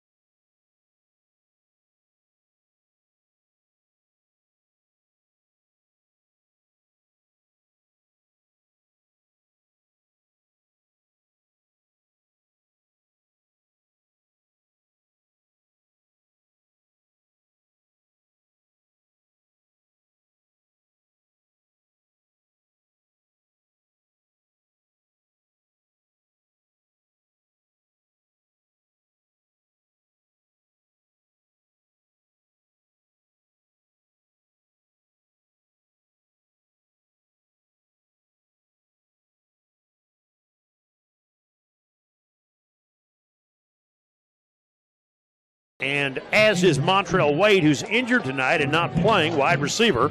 But now the TJC Apaches put the Conks from Dodge City 1st and 10 at their own 24s, where they actually mark the nose of the football. They go left to right on your device here in the third quarter, with the Apaches up 13. Inside handoff, and the Apaches are all over the ball carrier, Joshua Taylor, at the line of scrimmage. 3-4 gold jerseys in there to make that play. Among them, the big linebacker, Jackson Stiles, along with Lawton and also Willie Nelson, the former Longview Lobo. Love saying that name. He is an excellent former Longview player. 2nd down and 1. Flag down. Throw the ball upfield, and that's a nice incomplete. Oh, that's an incomplete pass. Thought for a moment the tight end had made a diving catch. May not have mattered. There's a penalty flag on the play. But a diving try at the 45-yard line by one of their wide receivers, Mekhi Whitney, but it may come back. Let's see what the officials have There's to a lot say. of movement up front before or at the snap of the football, so we'll get the call. This is an important series. It's Offsides. offsides on the Apaches. This is an important series for Dodge City. Now they're down 2 scores, 2 touchdowns behind, 13 points. They have proven they've not led in this game, but they've proven to be very resilient here tonight. They can bounce back. They've been able to do that. We'll see if the Apaches can stay strong here defensively. 11:03 to go in the third. Ball at the 30-yard line. 2nd down and 5. Offset backfield and a tight end to the left and a fake handoff, and the quarterback keeps it. And a nice job by Braxton Clark, who fakes the handoff to Ian Andelin Silva and keeps it himself off right tackle to the 37-yard line. He's proven to be a run threat. Yeah, again, they can run the football, and Shanks is back in there. He got off to a pretty good start in the first half and kind of disappeared, but he's back in there. First down at the 37-yard line. We are at 10:30 left to go here in the third quarter. Tyler up 20-7, but in no way is Dodge City calling it quits. They still have a game to play, and they're rolling out. Going to throw the ball upfield, incomplete. Rolling right to left. He tried to hit Fleming, who has been hard to cover for the Apaches tonight, but that ball was below and to the left of Fleming, and now he's a little bit shaken up on that play, appears to be, at the TJC 45-yard line. Santana Fleming, the Western Carolina transfer, slow to get up and on the carpet at the 45-yard line. Yeah, and quarterback Clark should have hit his tight end Clifford, who was wide open for an easy first down. Instead, he tried to go deeper down the field and off the mark. That looks like perhaps cramps. Yeah, first ones of the night. Yeah, first one of the night. Again, it's not as hot as it could be, but it's still a hot night here in East Texas, and that appears to be the case. That's good news in that is a very correctable, not really an injury. It's painful, but it's not an injury. Yeah, they hurt. They're just stretching him out, so it certainly looks like he's got cramps in both calves, but hopefully that's all it is. Tyler Junior College will play again a week from this coming Thursday at Snow College in Ephraim, Utah. We plan to be there. Again, that is a long trip. Tyler has never played there. It is a game between 2 top 10 at this point nationally ranked football teams. If the Apaches win here tonight, they certainly improve themselves in terms of being a top 10 team when that matchup occurs. Snow, of course, another one of those really, really good programs. And Coach Tanner Jacobson of the Apaches has, in the last couple of years, played really good non-conference games. Last year, Dodge City and Georgia Military in the non-conference. Yeah, I mean, tough schedule. That gets you ready for conference play. It worked for the Apaches last year. It did. They won the regular season championship, lost the championship game in the trophy to Navarra, but again, a good season. 2nd down and 10 at the 37-yard line. Tyler rushes for an inside handoff, and Shanks is hard to bring down, and they didn't bring him down until he had gained 11 yards off right tackle, breaking 3 tackles along the way before Stiles puts him on the ground at the 48 and a conk first down. Yeah, he had a lot of tough carries in the first half, and again just ended up on the sideline late in the first half, but he's back and running hard. All right, so here's beware of the Conks. They appear to be putting together another one of those good drives. They have hurt themselves on big misses after getting downfield, but here they have the ball at the 48-yard line. Hand the ball off again to Shanks. He breaks a tackle, but not Lawton's tackle. First guy there, not able to put him on the ground. But the second guy, Lawton, the big defensive lineman, was all over the Shanks, the running back, Derek Shanks, and that's a loss on that play of about 5 yards. Yeah, that's a great job. Good upfield penetration by the Apaches up front, and a nice job of tackling once they got in position to do so. First Apache there was TJC's Jacoby Brown, another one of their defensive linemen out of West Columbia. And so now it'll be a second down at about 15 with 9 minutes left to go in the third quarter. Tyler up 20-7. They spread the field, 2 receivers right, 1 to the left. Tyler puts 5 men up. Quarterback hit as he throws downfield and overthrows the intended receiver with coverage by the Apaches and Willie Nelson on the intended receiver at about the 40-yard line, so it'll be 3rd down and long coming up. Good coverage that time by the Apaches and decent pressure on the quarterback as well. 3rd down and 15 at their own 43-yard line. Here's a big decision for Coach Ryan Lusby and the Conks. They move left to right on your device. If you're looking at the radio, you're looking at your radio or your device here, and in your mind's eye, if you could picture, ball to the far hash. They wear purple pants, a white jersey, and a purple helmet with gold trim. TJC in their black and gold home uniform. Snap. Russian 5. Here's the quarterback in trouble. Gets out of trouble and then not the last guy. He is sacked all the way back at the 30-yard line. Third sack of the night by the Apaches. As among the tacklers on that play, number 23, Jamil Davis, I should say, one of the sackers, third of the night for the Apaches. It'll be fourth down. Yeah, the Apaches had way too many for them to try to block, and Clark had nowhere to go and had to take the football down with him. Nazir Adams also there, number 25. First time we called him tonight. We learned these kids along with you since this is the first game. 8:40 to go, and that's a big defensive stand by Tyler after a promising start to the drive by Dodge City. Snap the football. Kick is away. Their punter has been kicking high and short tonight, and this ball will bounce at the 43-yard line. And these kicks have been so short, they've been trouble for Tyler in the first half. One of those short, high punts hit an Apache who wasn't paying attention. That's right. And Tyler will get good field position out of this, but those punts can be dangerous as they're certainly not as long as the coach would like. But on the other hand, sometimes if the special teams guys on the receiving team aren't heads up on where the ball is, they can get themselves in trouble. It'll be first down Tyler at their own 38-yard. Yeah, and an opportunity here again. Pretty good starting field position for the Apaches. They've had some opportunities, haven't always taken advantage of it. Tyler going right to left at their own 38-yard line after the defense stops the ball, stops them at midfield, and they get a sack. Double tight end in the game. They've got an offset backfield behind the quarterback. Keep it on the ground. Hand off to the edge, and nothing available that time for TJC's Ewell, the young running back, as the Conks defensive line steps up in a big way that time. It'll be second down and 10. Yeah, just nowhere to go. So good job by their defense of swarming to the football and making the play. We're midway through the third quarter and a 20-7 Tyler lead. Ball on that right hash. Guerra's under center. This looks like basically almost a straight eye backfield out of the good old days. Two receivers left. Play action rollout. Guerra throws downfield and overthrows, nowhere close to Amari Henry that time.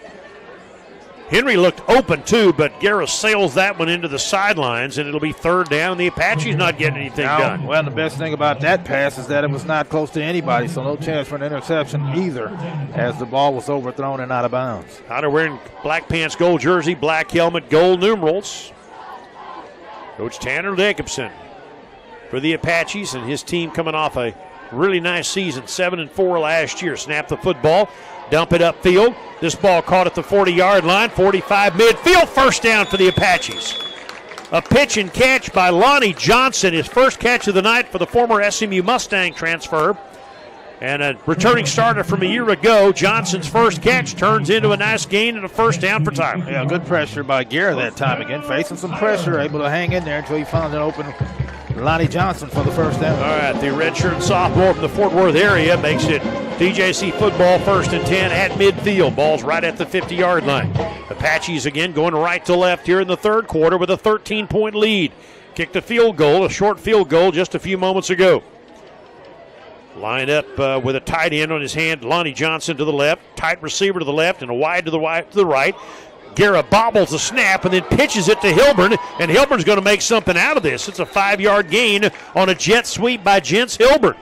Again, he dropped the snap, got a good bounce, and then pitched it back to Hilburn, who turns the corner going left to right to the 45-yard line, and that'll make it second down 5. Well, that's a good job by Guerra to pick up the ball, not panic, not fall on it, just pick it up and hand it off for positive yardage. All right, so the Apaches with a 2nd and 5 at the 45-yard line of Dodge City. Far side to short side. 3 receivers, low snap, but he picks it up, hands the ball again for a yard, maybe 2, as the ball carrier again is young number 33, Khalil Ewell out of South Oak Cliff High School. 3rd down and 3 coming up for Tyler at the 43-yard line. Yeah, the Apaches really need this here. Again, they can punch it in here in their position to get this first down. Good position to capitalize here if they can punch in or get this first down. Actually, they mark it at the 42, so that makes it a 3rd and 2. Seems like a very makeable opportunity for the Apaches, but Dodge City has been tough defensively tonight. 3rd down and 2 at the 42-yard line. Tyler will hand the football off, and that's what I mean. Nothing doing that time. Coming off the edge. Big play and a big hit by Tristan Graham. A redshirt freshman from Middleton, Delaware, transferred from Akron, and then a late penalty flag. Yeah. And the Conks think it's on TJC, which would be silly because they were in position to try to go for it on fourth down. Yes. If they get penalized here, they'll have to punt it away. That part of junior college football I never have been able to understand. I don't care who this penalty's on. Either way, right. The Conks just made a nice defensive play, and then Tyler is still would be 4th and 2. They're in a position to maybe still do something good. It's a personal foul against TJC. And what in the world are you doing down there? So you had a shot. You're in position to go for it on fourth down. Now you have to punt it away. Now you got to punt it away. For the life of me, I've never been able to understand, get the minds of these kids, why they just can't walk away. Well, and you know, there's a reason some of these guys are in junior college, right? They're great players, but they don't always make the smart play, and that's not a smart one there. Coming off the field, one of the coaches is in the ear as he should of Jamone Lee, the Tyler center. And whatever happened, Tyler now in a 4th down at about 17, and they will have to punt. And the kick is away. And they will get away from it. This ball will bounce at the 15-yard line inside the 10, and somebody got hit from behind that time, and it'll go out of bounds inside the 10. What a punt that turns out to be by Brian Ramirez. And that's a penalty flag that was thrown way away from where the ball was. But this might be a penalty on the Conks. There was a TJC Apache that got blasted. Now, I thought it was a legal hit, and they're going to talk about it, but this might go against the Conks. Well, I'm just hoping that a JUCO football game doesn't break out here. I mean, I'm not being complimentary. We've seen too much of that. Yeah, and it's been a clean game so far. I don't want to see the last quarter and a half of this game turn into one of those kind of games. It has been, for the most part, a cleanly played game, especially during the first half. But we see too much of that sometimes at this level, and you're sitting there going, what in the world are these kids thinking? After they talk it over, I think they just picked the flag up, didn't they? They marked off some yardage. Are they marking it off against who? Against TJC. Against TJC, okay, all right. So it's their ball at the 17. It's not inside the 10, so the penalty is on TJC, and it's Conk ball at the 17-yard line. We play with 5:29 left to go in the third. It's 20-7, the Apaches with the lead. Quarterback takes the snap, handoff coming this side, a little bit of a gap for about a 4-yard gain upfield past the 20. You can see the seam opened up.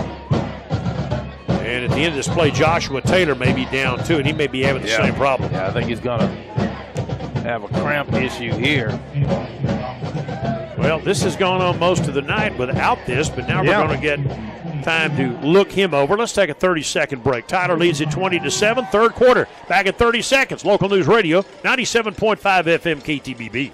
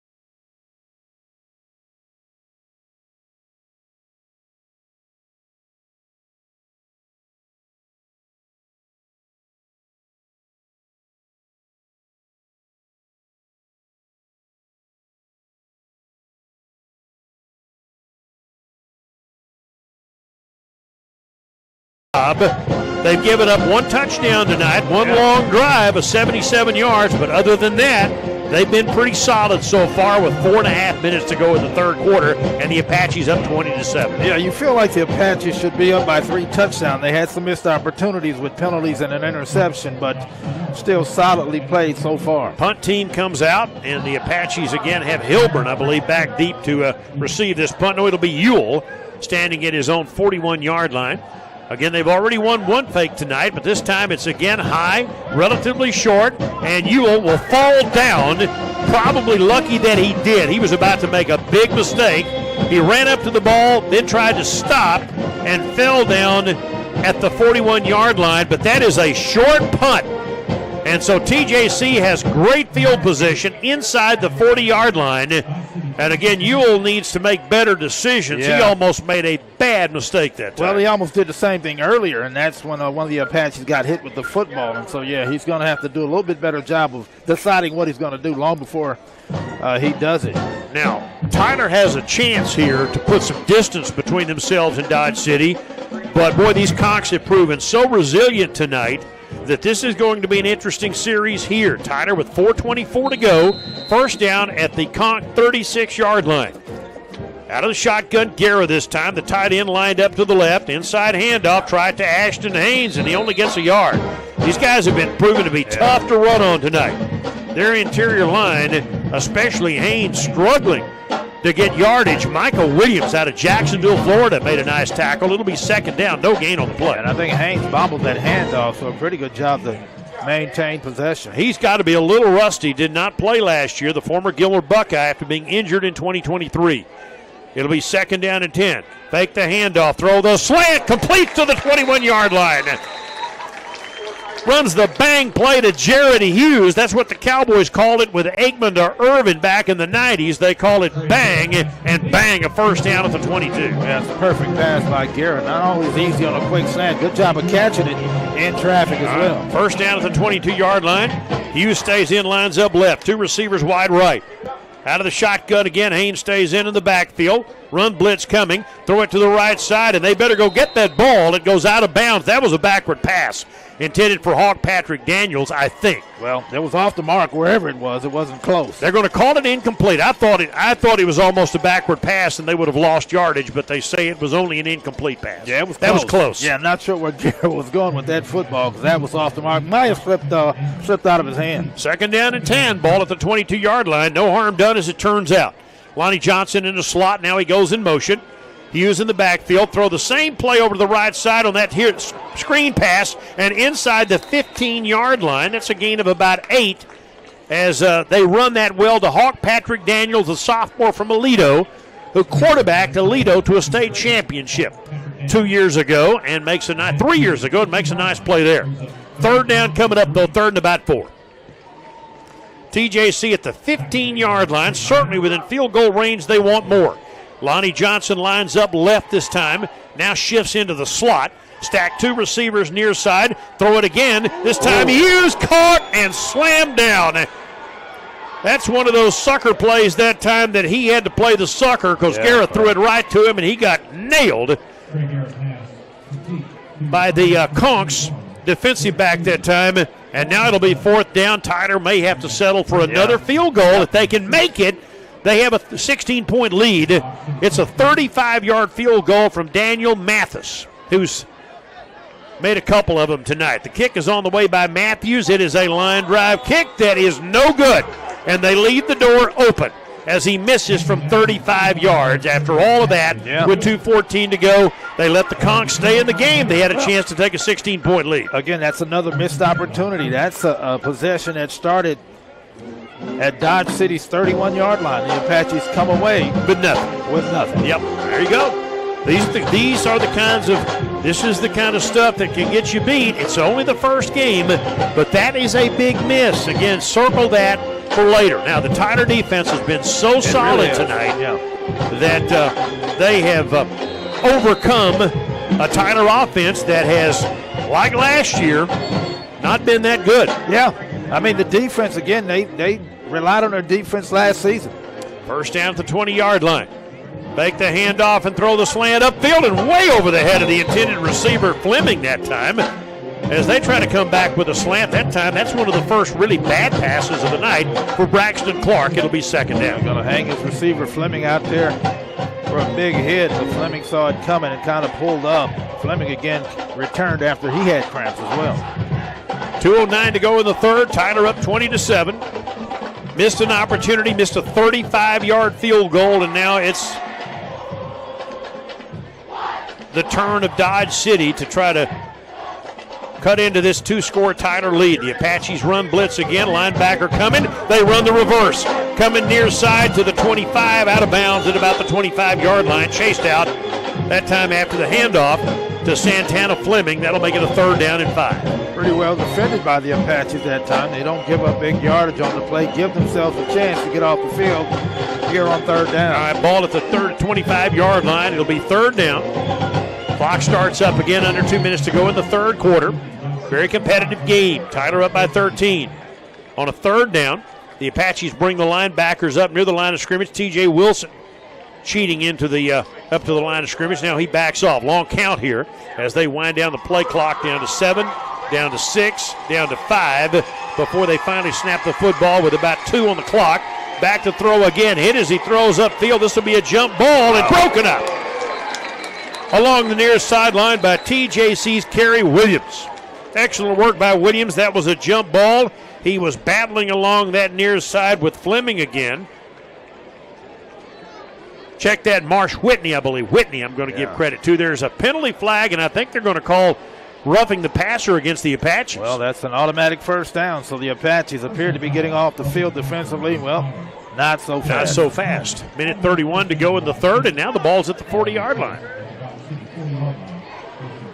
So the ball's at the 40, and a roughing the passer called on the Apaches. They had 3 sacks in this game tonight and have been pretty aggressive. But it is a first down for the Cogs at their own 40-yard line here late third quarter. TJC, 2 down linemen, 2 stand-up ends.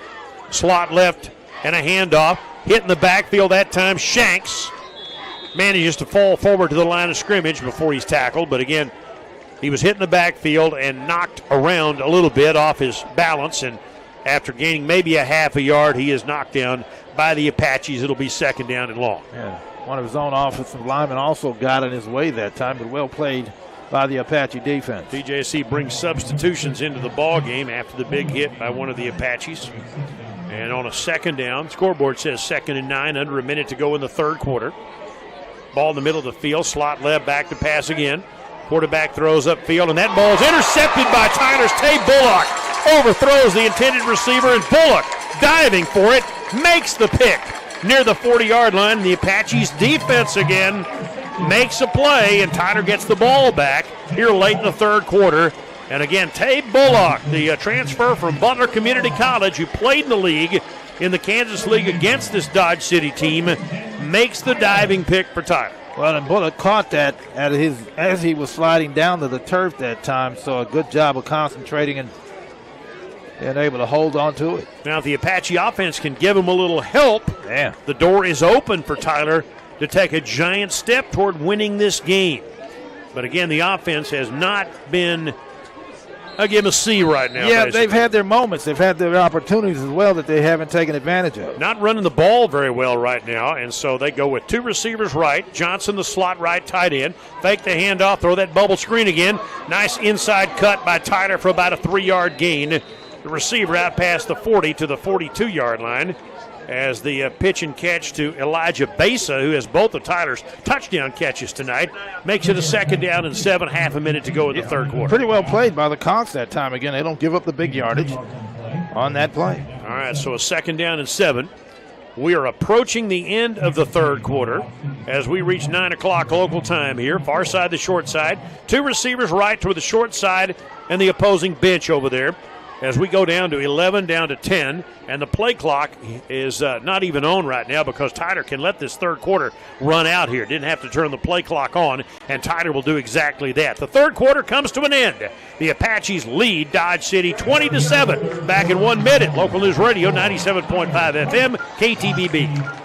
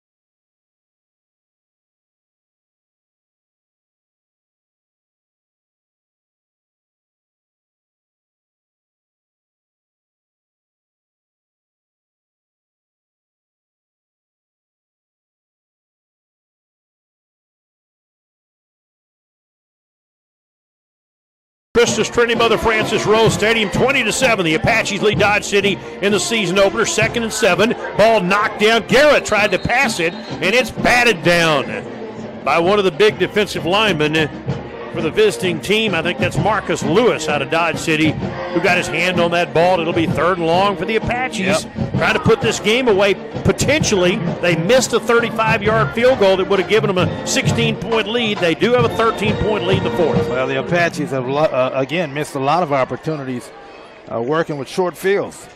So they have to get better with that. Here we go. Guerra out of the shotgun. Ball on the near side. Tyler goes left to right on your device here in the 4th quarter. Tight right, flag down, middle screen, incomplete. Yeah, they were offside, so that's an easy 5 yards for the Apaches. So now it'll be a 3rd down and 2 coming up here as the Apaches get a break offsides on Dodge City.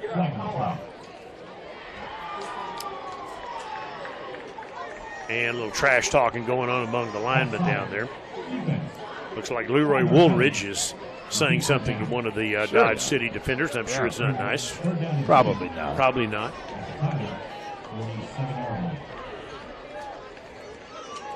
Ball moved out to the 47-yard line. 3rd down and 2 for the Apaches. Just underway in the 4th quarter. Tyler has a couple of touchdown passes and 2 field goals. 1 touchdown pass by the visitors, and they throw the bubble screen to the left side. Ball caught, and a 1st down. Couple of great plays by Amari Henry. He made 2 guys miss. 25-yard line down the left side to the 20, 15, 10, 5. Is he in? No, he's out of bounds at the inside the 30-yard line. Didn't make the end zone, but he did make the 1st down. Again, that slip screen to Amari Henry, Guerra's high school teammate at Keller, and for a moment it looked like Henry had danced his way down the sideline for a touchdown, but not quite. Well, it's a great run after catch anyway, because he broke a couple of tackles, then made a couple of more miss before he got upfield for big yardage. But TJC with the ball at the 22, and again, they're in a position here to take a giant step toward a win. 1st down at the 22-yard line. They've got Bryce Burgess in the backfield. Fake it to him, dump it near side, and they leave it out there hanging again for the Jens Hilburn catch. Short gain, and then a big hit applied at the end of that. Boy, Garrett's got a bad habit of laying the ball out there for these guys and just letting them just take a beating. That's a gain of about 3, 2nd down. Yeah, they took a big hit, but that's a good job to hold on to the football. Yes. They're going to get hit anyway. Might as well catch it. 2nd down, 7 at the 19-yard line. But at least they gained yardage and did not lose yardage on that play. Johnson lined up, tight end left. Besa, wide receiver to the near side, and 2 to the wide side. Fake the handoff again. They love that short screen, and Johnson bobbled it and dropped it again. That play has had modest success today, but that is a dangerous pass. He lays it out there for Johnson, and there are 2 white-shirted Dodge City conquistadors in the area as Johnson bobbled that ball incomplete. One of them could have easily picked that one A lot of short passes by the Apaches, swinging the ball from one side to another, not effective on that one. Again, Tyler has missed a 35-yarder. It would be another 36-yarder here unless they make the 1st down. It's 3rd and 7, blitz coming. Garrett a throw. Garrett retreats and just throws the ball away. They were all over it. Unblocked, 3 Dodge City players coming right up the middle that time. And now Tyler will try again, this time from 36 yards out, for the new kicker Daniel Matthews to try to give the Apaches a 3-score lead. Well, a 16-point lead, 2 scores if you count the 2-point conversions, but a 16-point lead, most likely what you could call a 3-score lead if he can make a 36-yard field goal. This time going left to right from the near hash. You'll need to kind of hook this one in. The kick is on the way. This time it has the distance, and it is... Is it no good? No good. No good again. He missed again. Wow. And they let him hang in there.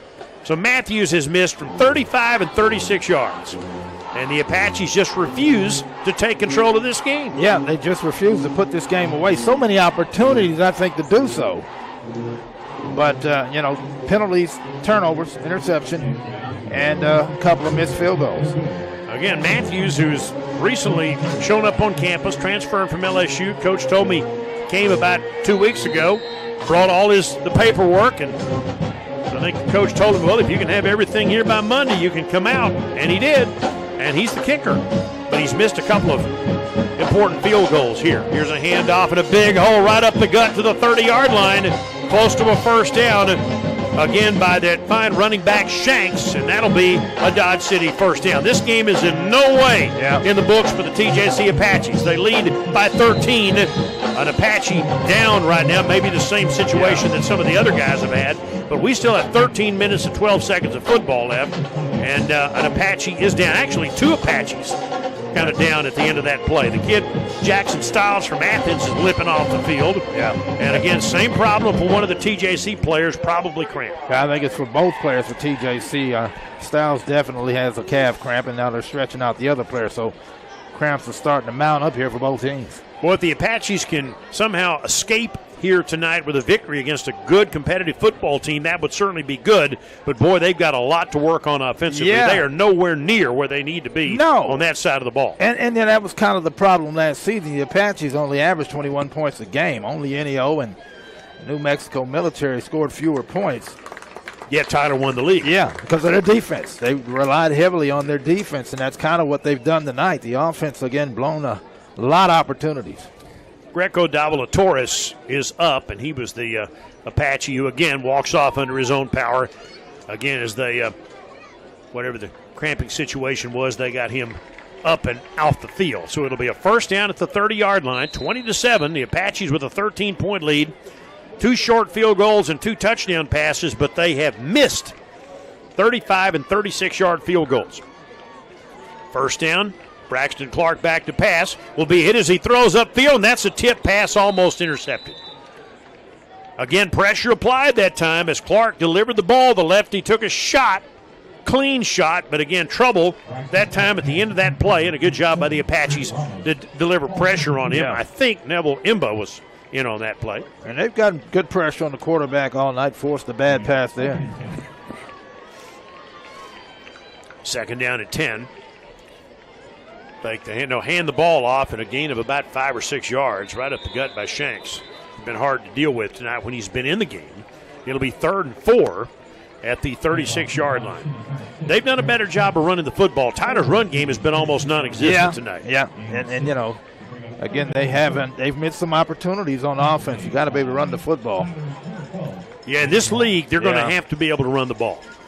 Win or lose here tonight, they're going to have to improve in that area. 3rd down and 4 at their own 36. Fourth quarter, Tyler puts 5 up on the line of scrimmage. They're going to keep it on the ground, and a nice defensive play that time as Shanks runs right into an Apache. Coming up to make the stop for the TJC Apaches on that play was Day-Day Ross, one of their linebackers, who did a good job out of Chapel Hill. It'll be 4th and 3. Do they dare go for it here? They kind of have to. I mean, looks like they're going to keep the offense out there, but, yeah, I mean, time's winding down, and they're still 2 scores back. Well, they probably trust their defense. The Apaches have not been able to take advantage of opportunities tonight to put this game away, so why not? On a 3rd and 3 at their own 37, circle this play. If they indeed go for it here, here's a chance for TJC to get great field position again if they can force take over after a 4th and 3 here. Snap. Rolling out this time. Quarterback being chased. Throws it from the 30 downfield, and it's incomplete behind the tight end.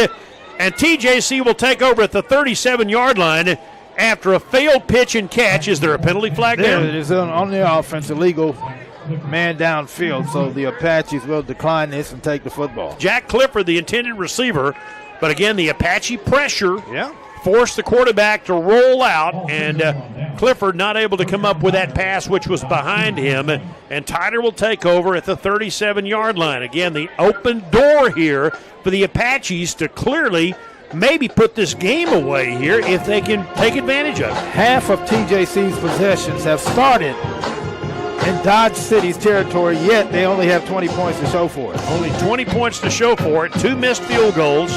It would be 26-7 right now if they'd made 2 short field goals, and they'd have a 19-point lead. As it is, they are ahead by 13, and the door swings open thanks to their defense to maybe put this game away. TJC will have the football. They're trying to line up at the 35. Don't think so. Where are they going to mark this ball? At the 37, right? Yeah, they're going to have to do some housekeeping here. And finally, after all, looks like 35. They put it there. I think they're wrong. Yeah, I think the line judge says you guys are off by 2 yards. Yeah, here. there you go. The Apaches lined up at the 35, and they almost pulled it off before the official said, no, that's not right. So the ball's at the 37. Apaches with the ball going left to right, far hash. 4 wide receivers set, no tight end.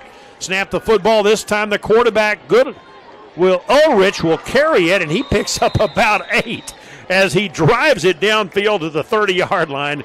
Again, second time we've seen Luke Ulrich, the transfer from SFA and Colleyville Heritage, who is a runner, and that time he just kept the football and bulldozes for 7 yards to the 30. Well, and that play has worked both times they've run it. He's staying in there. Second down and 3. He stays in and lines up in the shotgun. 4 receivers, Gents Hilburn in motion. Fake it to him. Ulrich will keep it, and Ulrich will be tackled after a 1-yard gain. And that is well played that time by the defensive lineman, Tristan Graham, who made a couple of nice plays tonight. Gained a yard. It'll be third down at about 2.5. And Guerra's back in there. They need to convert here again, try to hold on to the football, and at the very least burn some clock. I don't think they trust their field goal unit, so this may be 2 plays to make 2 yards. They clearly don't try. I don't think they trust their field goal unit right now. And here on a third down and 2 at the 29-yard line, tight end Green lined up to the left, and a handoff going right, and they will not get it. They'll lose yards. They hand it to James Lee, and they eat him alive in the backfield. And the Apaches with a 4th down. This is going to be interesting to see. They're going to send the field goal unit back out there, and I think they're going to send Gabe Villarreal out to kick the field goal this time. So this tells you a little bit all you need to know about the Apache kicking game right now. Matthews, after missing 2 in a row, just got fired, and Gabe Villarreal is going to try a 49-yard field goal. So they've already missed from 35, 36. Now we're trying a 49-yarder for the Apaches with 9:43 to go. He's a left footer. And let's see how this one turns out. Low snap. He gets the ball away. Does it have the distance? It does not. And the Apaches miss again. There is a penalty flag down. Yeah, and that came early. So Tyler blows another chance to do some damage here. That's against the Apaches. So that's 3 in a row. They've missed 3 field goals here in the second half, and every time they've been handed an opportunity to put these games away, to put this one away, they have failed. And that is something that hopefully tonight you got to be concerned will not come back to home. Yeah, listen, they've had 10 possessions. The Apaches have had 10 possessions. 5 of them have started in the Dodge City's territory, and the Apaches, again, just 20 points to show for it. All right, so they maintain this 13-point lead with 9:32 to go. That's the good news. But they have given away a chance to put this game away. Again, at this 49-yard field goal wasn't even close. So the Apaches may have themselves a kicking issue. We'll see how that turns out going forward. But they don't have a kicker right now, I don't think. Well, it certainly doesn't look like it. And you need one of those. Yeah. You need one of those. They had Christian Baxter last year, and he was money for them most of the time. So we'll see how that turns out as the season goes on. But right now the Apaches appear to have a problem finding themselves a kicker. First down at the 32-yard line for the visitors from Dodge City. Snap the football, fake the handoff. Quarterback in trouble. Braxton Clark sacked that time. Flushed out of the pocket, and then at the end of it, sacked by the Apaches. David Longy out of Euless Trinity, who will get credit for the sack, but Longy gets the sack for Tyler. It'll be their 4th of the night. It'll be 2nd and 14. Yeah, defense has done its part. Again, they did the same thing last season. Defense did its part. The offense has stalled way too many times. This game should not be this close, but they're still up. Second down at the 29-yard line. Call it closer to 2nd and 13. Under 9 minutes left to go. Tyler rushes 5 again. Quarterback upfield. Way over the head of the intended receiver who never knew it was coming on a skinny post. Right at about the 45-yard line.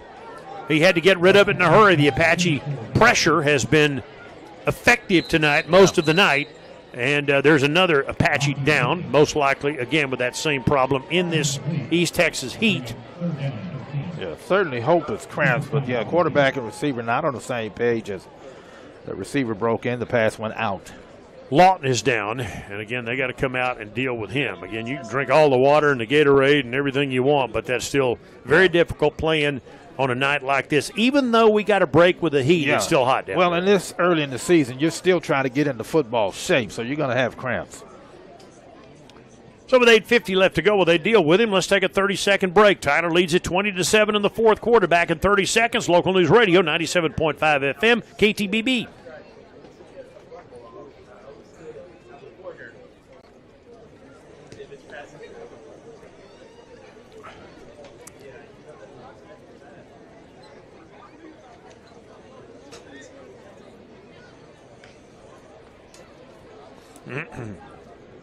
Glad you figured out what was wrong. Yeah, I knew it was that cord. I just thought about it. Yes. Yeah, thank you.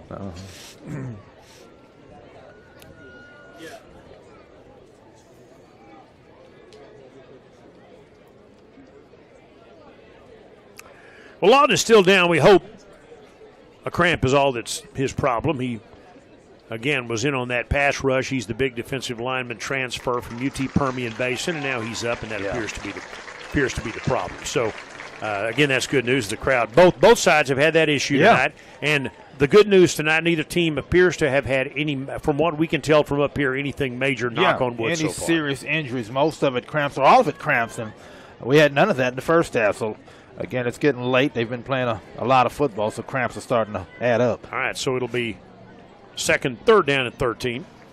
Ball at the 29-yard line. One back.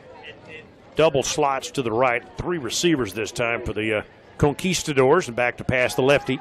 Blitz coming. He's going to throw it upfield, and he had a man open, and then he throws it underneath. Tyler with the pick.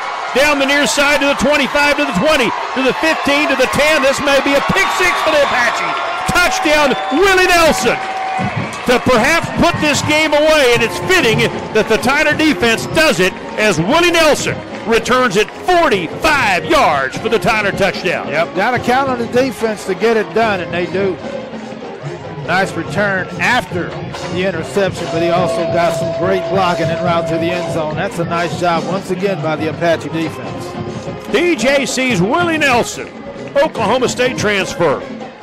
And let's see if the Apaches can at least make the extra point here. They bring Matthews back in to try to make this a 20-point ball game. Snap, kick on the way by Matthews, and it's good. With 8:29 left to play, now the Apaches have a 20-point lead. 27-7 Tyler over Dodge City. Back in 1 minute. Local News Radio, 97.5 FM KTBB.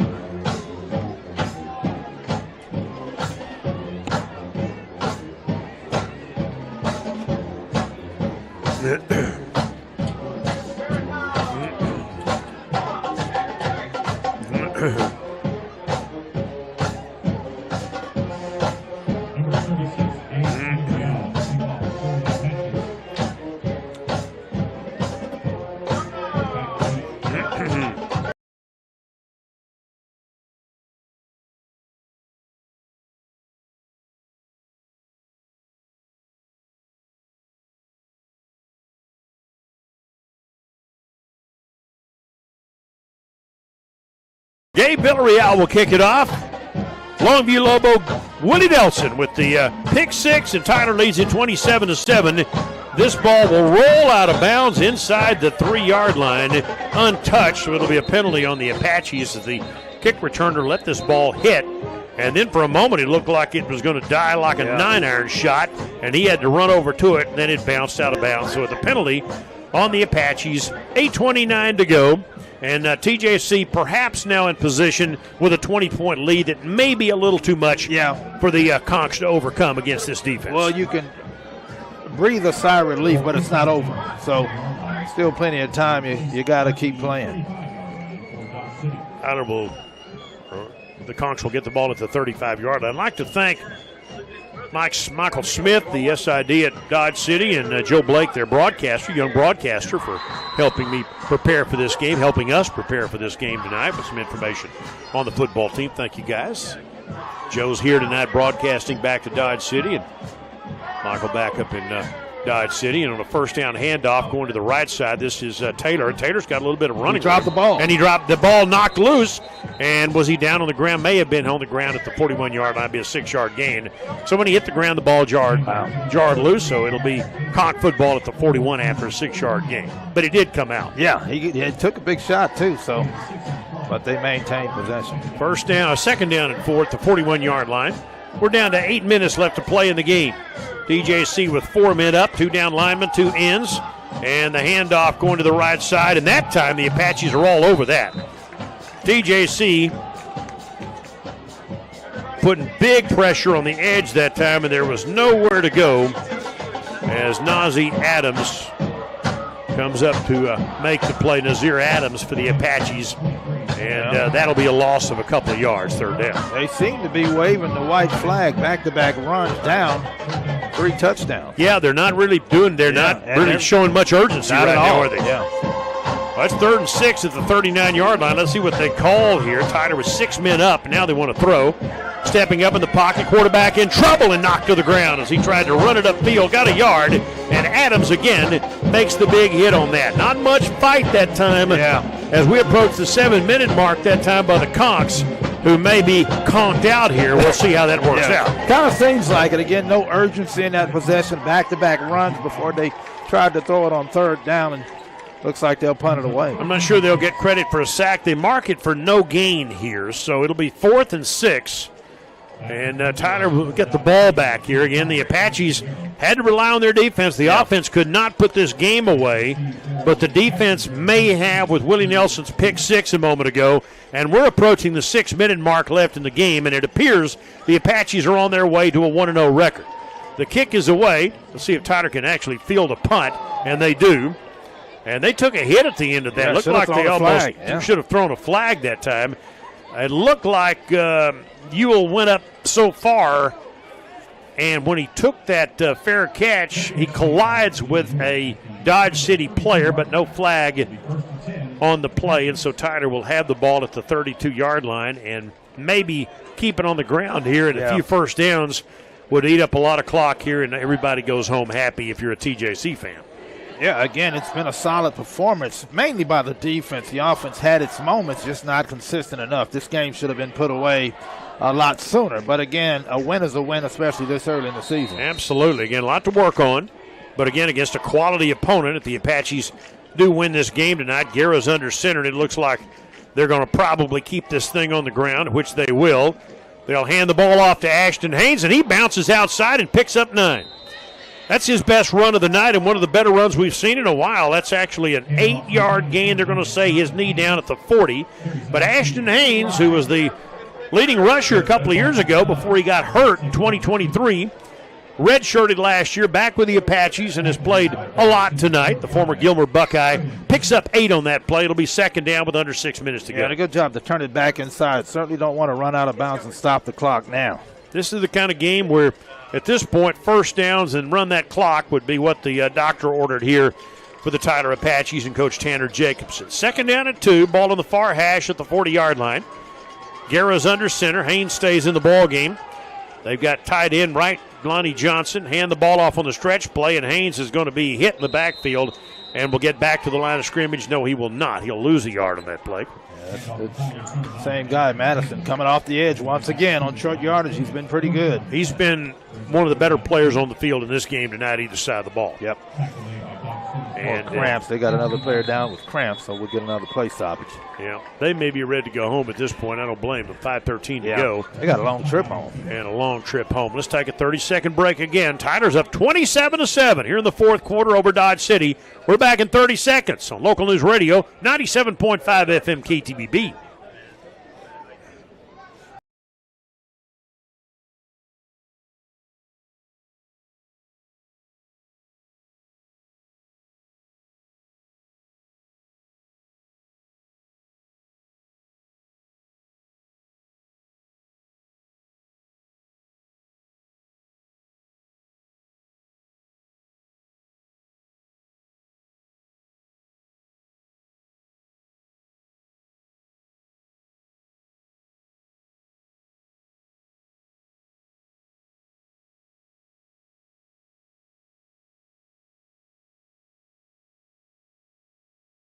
The Dodge City player is up, and again, the same issue. Weather issues. That game didn't end till 1:15 in the morning. Tyler wound up losing 20-17. Yeah. They had a halftime lead that got away. Yeah, they were up 10 points, I believe, in that game. And, again, the offense couldn't put it away. In fact, the offense only scored 10 points that night. The Apaches had a pick 6 for the other score. And so it'll be 3rd and 2. Tyler here had a pick 6, but it's a much more lopsided game. 27-7 with just over 5 minutes to go. 3rd down and 2. The Apaches at their own 40-yard line. Guerra under center. They go double tight end, slot, tight formation with the running back. They need 2 yards to keep the clock moving here. And they'll try to get it on the ground, hand it to Ashton Haynes. He's got to run. Up to the 50-yard line, Ashton Haynes gashes Dodge City to the 49-yard line. And it's first down time. And take your time here. Of course, you just want to put the game away. Work on the clock. Good job by the offensive line. Nice run by Haynes. So to the 49-yard line, the Apaches got a fresh set of downs here. And again, the play clock hasn't even come up yet, or it's off right now. They may not even have it working here at the moment. We're down to 4:29 left to play. Again, the next Tyler game will be a Thursday, September 4th affair on the road at Snow College in Ephraim, Utah. Our plan now is to go and broadcast that game for you because it'll be kind of special. 2 nationally ranked teams. We're approaching the 4-minute mark. It'll be a first down at the 49-yard line. Guerra again to Haynes for a yard to the 48-yard line. Boy, got to give this Dodge City front 7 credit. They have been tough to run on tonight. They really have, and I think they're poised to have a good year. That is, of course, a very good league. Hutch is the defending national champion, Hutchinson, Kansas. And we've been there. Tyler played them several years ago. Tyler won that night, but Hutch has had a great run. Of course, they also host the National Junior College Men's Basketball Tournament. It'll be 2nd and 9 at the 48-yard line. 3.5 minutes left to play in the game. Tight formation. Tyler has 2 receivers. Quarterback Spadone is in motion. It's Haynes again. He breaks a tackle and picks up 4. Inside the 45, and a helmet flies off of one of the defenders for the Conks, and it'll be DJC picking up about 4 down to the 44-yard line. Next snap will come with under 3 minutes to go, and again, the play clock is not working now. Yeah. They've had issues with that scoreboard down there here for a number of years. It'll just occasionally just go out. Give out. It'll just quit. Yeah, it'll just quit. Yeah. And so maybe this year will be different, we hope, but the play clocks are not working right now. 3rd down and 5 at the 44-yard line. One more first down, the Apaches might be able to just run the clock out here. Hand the ball off coming near side, and they will not be able to do that. It'll be 4th down. So they'll have to make a decision here as they hand the ball off to Burgess, and he gets the ball to the 43. It'll be 4th and 4 for Tyler with 2:30 left to go. My guess is the Apaches will keep the ball on the ground here and try to make this first down. And if they do that, then they could probably just kneel down and run the clock out. We're approaching 2:19 left to go in the game. Tyler up 27-7. They'll be 1-0 here in a couple of minutes. And again, that snow game will be a real big one with the first conference game coming up here in about 3 weeks at Trinity Valley. So all of this leading up to the conference opener in the Southwest Junior College Football Conference. At 2 minutes left to go. The Apaches are taking their sweet time making a decision here, and it looks like Tyler's going to call a timeout. And then punt it away. And we get to the 2-minute timeout here. 27-7. The Apaches lead by 20. Let's take a 1-minute break on Local News Radio, 97.5 FM KTVB. Yeah, going.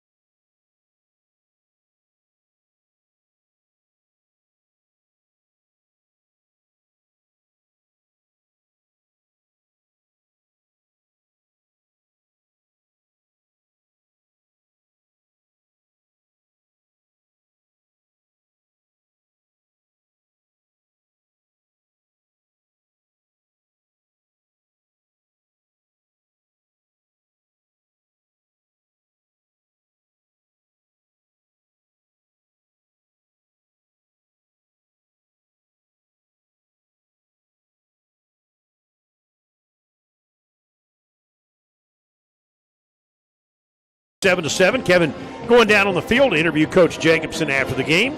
Tyler will be 1-0, and that's the good news for the Apaches tonight. It's 4th and 4. And the punt away by Ramirez. Got to angle this thing toward the near side, and he gets the nice roll inside the 15-yard line, and it'll go out of bounds somewhere around the 10. Ramirez has done that twice tonight so far. And that's where the Dodge City Conks will take over. The Conquistadors will be 0-1. Again, last year, their win over Tyler helped them go 6-4 and finish 15th in the country, finishing in the upper end of the very tough Jayhawk Conference. Minute 53 left. Again, Tyler's touchdowns tonight. Touchdown passes from Guerra, who has 217 yards passing, according to Phil Hicks of the Tyler Morning Telegraph. 2 touchdown passes to Elijah Besa. 2 short field goals by Matthews, the young field goal kicker, who also missed a couple. And then the pick 6 by Longview's Willie Nelson. Marked this ball after an illegal block, apparently, on that field goal down at the 5-yard line. So the Conks will start at the 5-yard line. And again, they appear to be kind of at the point now that they're ready to go ahead and get this game over with. Again, they competed well, but their offense outplayed by the Tyler defense in a big way tonight. So give this Tyler defense a lot of credit. They had unofficially 4 sacks in the game, 2 interceptions, including the Nelson pick 6. And they've got a new quarterback in the ball game to wrap things up here. Snap the football. Inside handoff, and the Apaches stack up the ball carrier after about a 1-yard gain. So this game is going to end rather quietly for the visitors as they bring in a new quarterback into the game. Looks like taking the snaps now is Edwin Merriweather. Gain of a yard. With a minute and a half to go in the game, it'll be 2nd down, and looks like 2nd down at about 9. High school football begins Thursday night. The Legacy Red Raiders will host Texas High Friday night here at the stadium. Tyler High will host Marshall.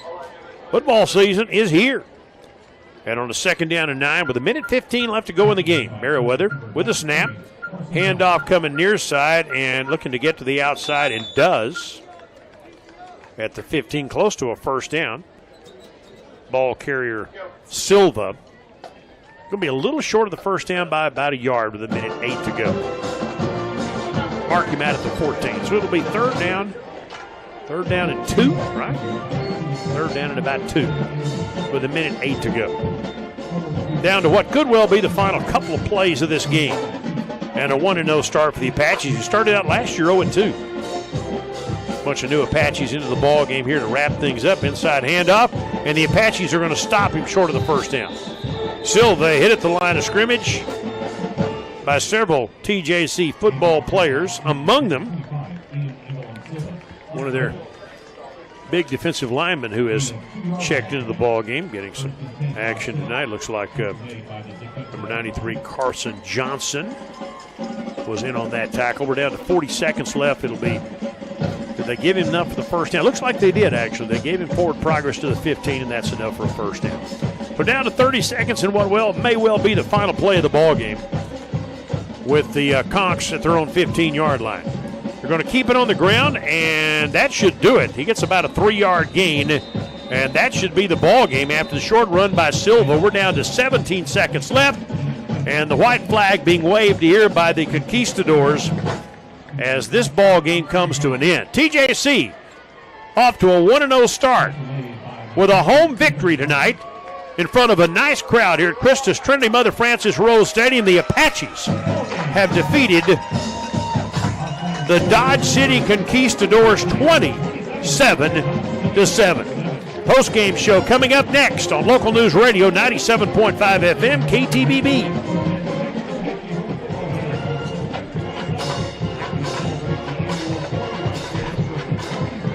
How many breaks do we have here?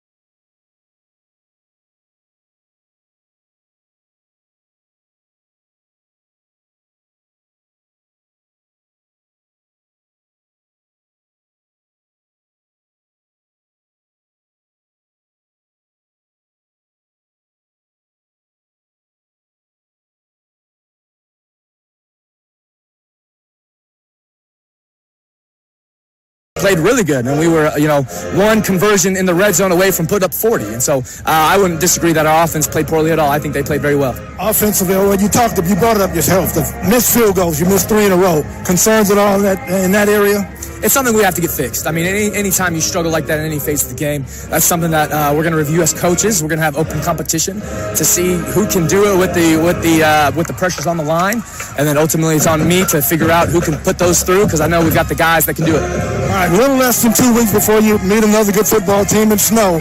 What are you going to focus on before you go up there and play them?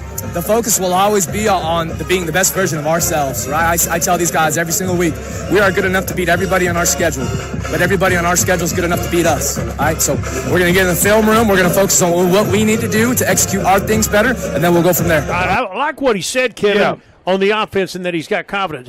Garrett did have over 200 yards passing. Right. I want to see him run the ball better, though. Yeah, and again, they had some missed opportunities. I mean, the game shouldn't have been that close. It is the first game of the season, and in the end, they pulled away and got a good victory against a good football team. But, yeah, you have to be better on the offensive side of the ball. I thought they threw it pretty well, but I do want to see them run the ball. They got to run it. And last year was kind of the opposite. They didn't throw the football very well. The Apaches just averaged 185 through the air a season ago, so they're better than that this year, or at least for the night. But they have to get more. You have to be able to put the game away. But I definitely see where he's coming from on that. I mean, but again, the missed field goals and some opportunities to make this what would have amounted to a rout was something that I'm sure he's a little disappointed. Yeah, and that's what I was trying to get to him across. The offense didn't play poorly; they missed some opportunities, and you have to get that fixed. Well, they did well enough tonight to win. Last year they went 0-2 to start the season, had a great year, but did not start out. They played 2 good teams. They're playing 2 good teams this year to start, and they won a game,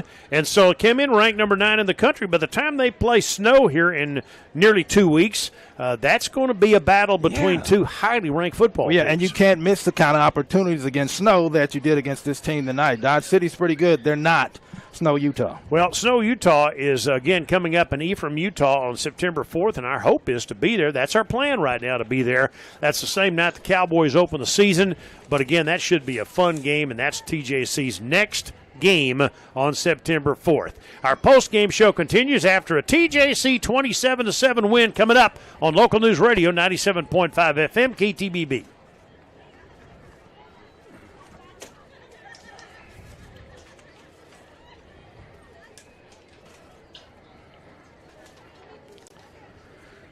All right.